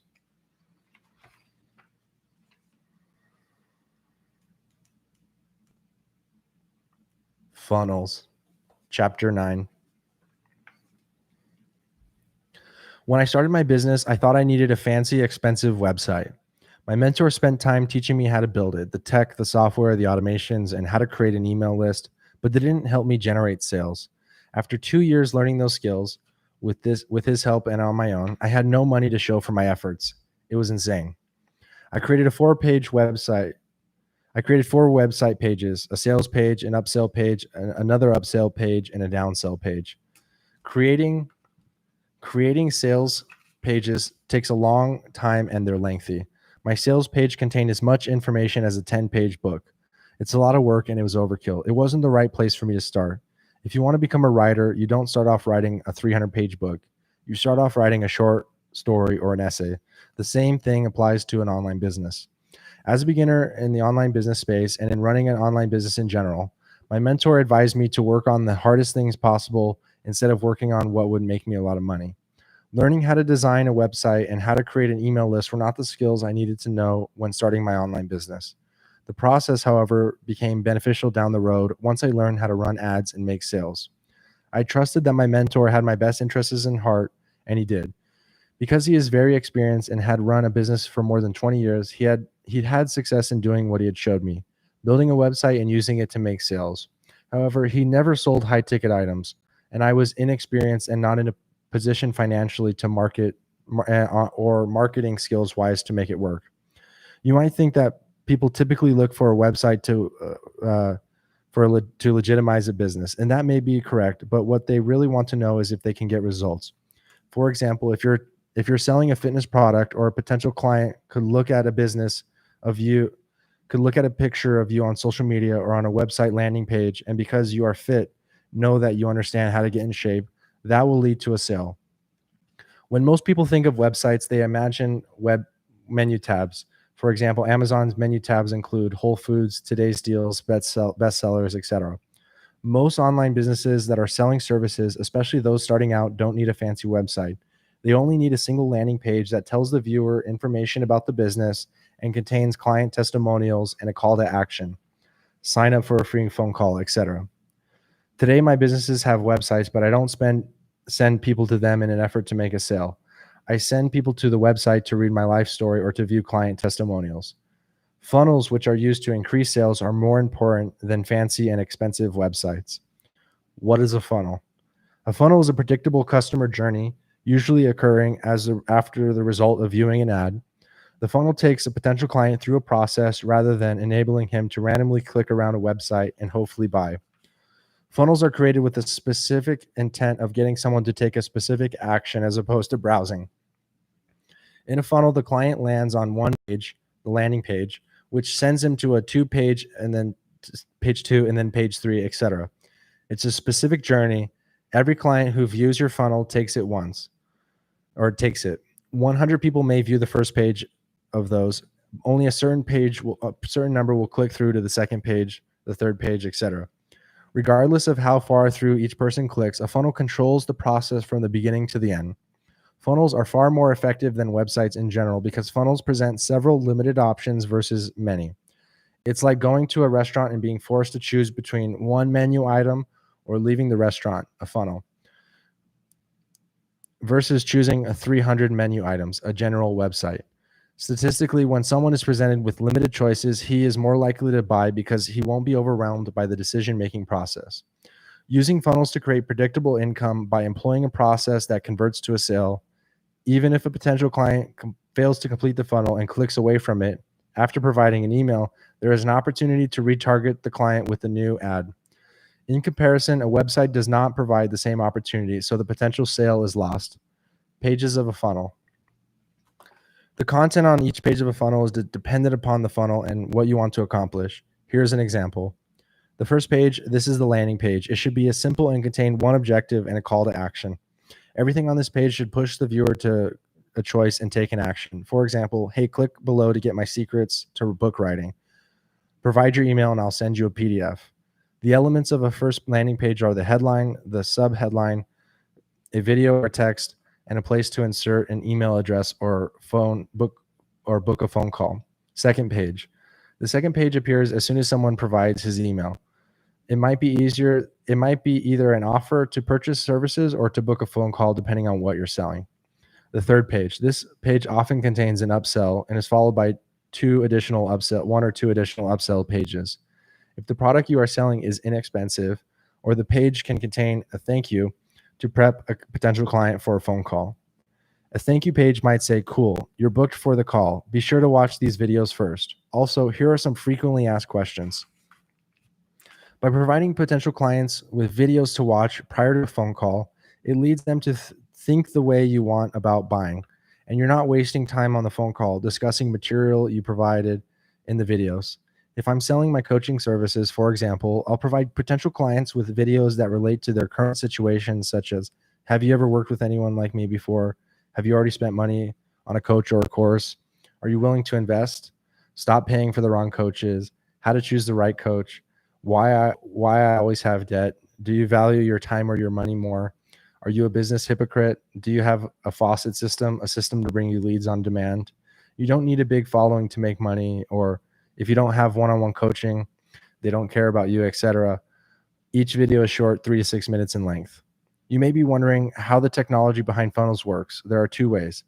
ClickFunnels, the software company I use, tracks page views and stats for you so you don't have to. 2, using a Facebook pixel when running Facebook ads. Each page of the funnel contains a Facebook pixel that you have to insert manually that lets Facebook know that that person took a specific action, which is super important when reading data on your Facebook ads. So if someone clicks on the first page and enters his email, the pixel lets the Facebook know someone was on that page and then went to the second page. If someone puts a call, the pixel on that page lets Facebook know that he was there as well. A Facebook pixel is simply a piece of code you place on a website. Think of it like a stamp or a sticker you place on every car you see as you walk down the street. If everyone knows you place blue stickers on every car you see, then when they see the stickers, they'll know you have been there. Pixels are the same way. They leave a digital footprint every time someone takes a specific action, which enables you to know if your marketing is working. Imagine running ads without receiving any resulting data.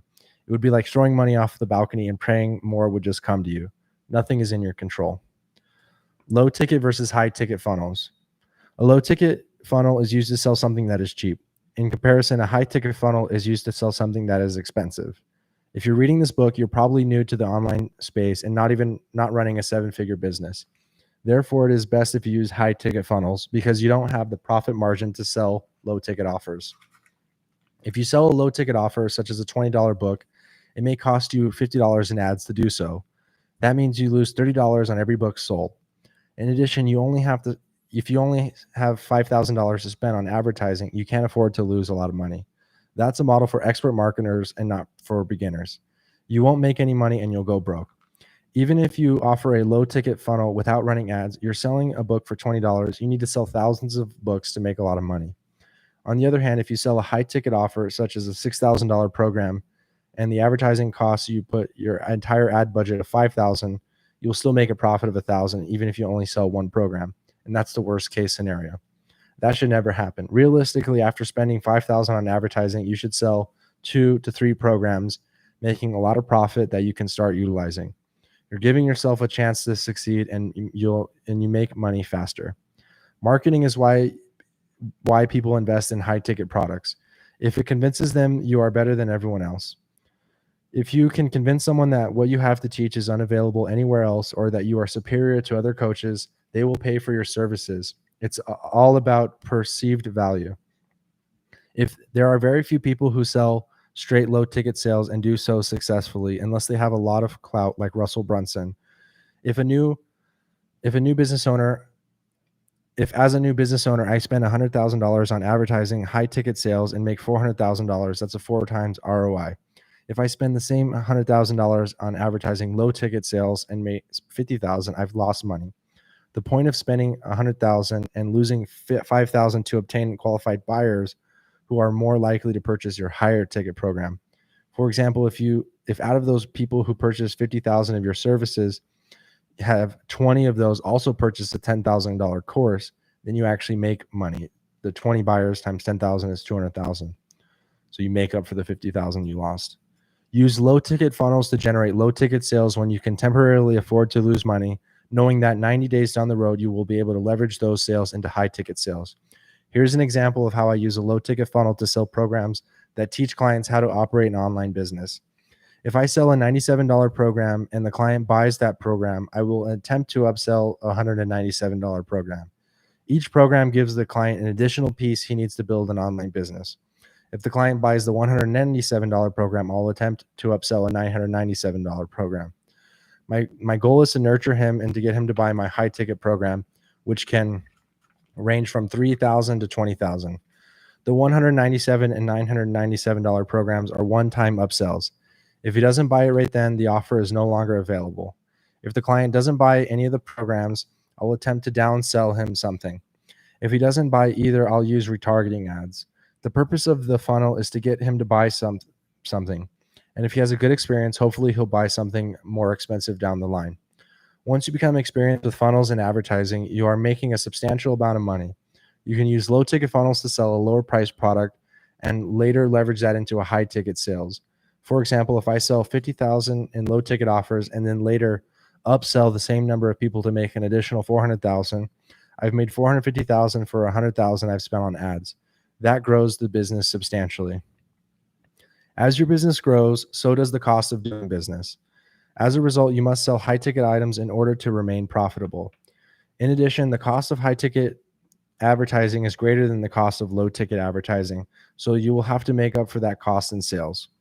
When funnels don't work, what happens when someone clicks away from your landing page and doesn't give you his email address, or he doesn't book a phone call? You'll need to figure out what is not working by looking at the stats. It's all in the numbers. Ideally, you want a 30% conversion rate. If you're only getting a 0.3% conversion rate, that sucks. Either the wording or the video isn't working. You must change one element or the other and try again. If it's still not working, you must systematically make changes until you succeed. That's why funnels are so difficult. You're guessing at the problem, and each time you fix something and try again, it's a time-consuming and expensive process. My process of conversion conversation removes the pressure to make funnels work. If someone signs up for my services through a funnel, great. If he doesn't, I'll message him and get him to sign up that way. Email strategy within your funnel. Once a potential client provides an email, it's important to follow up with a 7 to 10 day email sequence that pushes him to take action. If, for example, you want him to buy something, write emails that get him to buy that item. The emails should talk directly to him and tell him exactly what you want him to do. You might even address potential objections he may have, concerns, or similar client for a similar client. For example, if a client says he's scared of investing $10,000, I'll say, Janice was the same way, and now she's making a shitload of money. The point is to get him to take action you want him to take. The longer someone doesn't take action, the less likely he is to do so. It's like seeing a beautiful girl and not asking her out right away. If you don't ask her out, you're not going to ask her out 3 weeks later. You might think about it for a few days and then move on to something else. In addition, the longer someone goes without taking action, the more likely he is to forget about you and your offer. People have short attention spans. They have busy lives. They don't necessarily care about what you're selling, and they'll forget about your offer. You must hit them fast if you want them to buy. It typically takes 7 to 9 impressions for someone to buy something. That means you'll need to see my offer 7 to 9 times before you will buy. If someone provides his email, I will email him initial 7 to 10 day window. I'm making another impression. If I wait to 2 months have passed, it's not that they won't buy, but it becomes less likely. As you can see, you don't need a fancy website for your online business, especially when you're just starting out. What's important for success are the funnels you create and how you use them. Conclusion.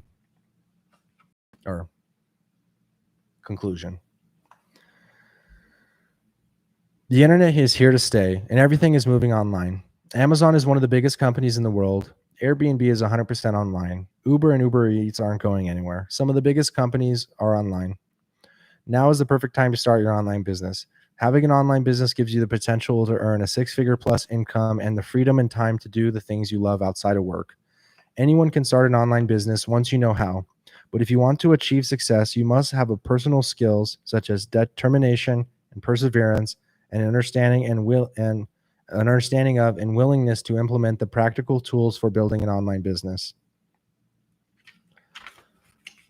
Now that I've shown you the basics to build your online business and you have a blueprint of what to follow and what to look for, if you don't make the same mistakes I made. What are you waiting for? Do you want to be poor for another week? Or do you want to run an online business that gives you the potential for a six-figure income and also gives you the money and freedom to live the life of your dreams? I live the life of my dreams. I travel a lot while still making $1 million plus per month. I live in a 5,000 square foot penthouse. I own 2 expensive cars that I paid for in full. I spent time in Africa building a school for kids, paid off my parents' mortgage, and helped pay for my aunt's medical bills. I'm no longer working crazy hours, 6 days a week, selling door to door, busting my butt, and not having anything to show for it. Now I work a few hours a day and have fun in my life. I can buy things, travel, give money to charity, do what I want when I want while not having to worry if I can pay the bills. Instead of feeling depressed, discouraged, upset, angry, and hopeless like I used to, I now feel relieved, happy, ecstatic, proud, courageous, and stress-free. If I'm excited about what life has to offer and I enjoy each day, I I went I oh I'm excited about what life has to offer and I enjoy each day. I went from being bullied and having no options to being able to do whatever I want with whoever I want whenever I feel like it, and that's pretty cool. It's all because I started an online business, and you can do it too. If you need additional help in starting your online business or improving your sales for your current online business, get in touch with me and my team at infiniteincome.com, infiniteincomebook.com/info. If you want to use the systems and resources I use, go to infiniteincomebook.com/resources for more information or scan the QR code on the screen now. Thank you guys for watching. Make sure to like and subscribe this video. Use the first link in the description to purchase this book. And let me know in the comments what book you want me to read next. I love reading books like this in one sitting. So peace out.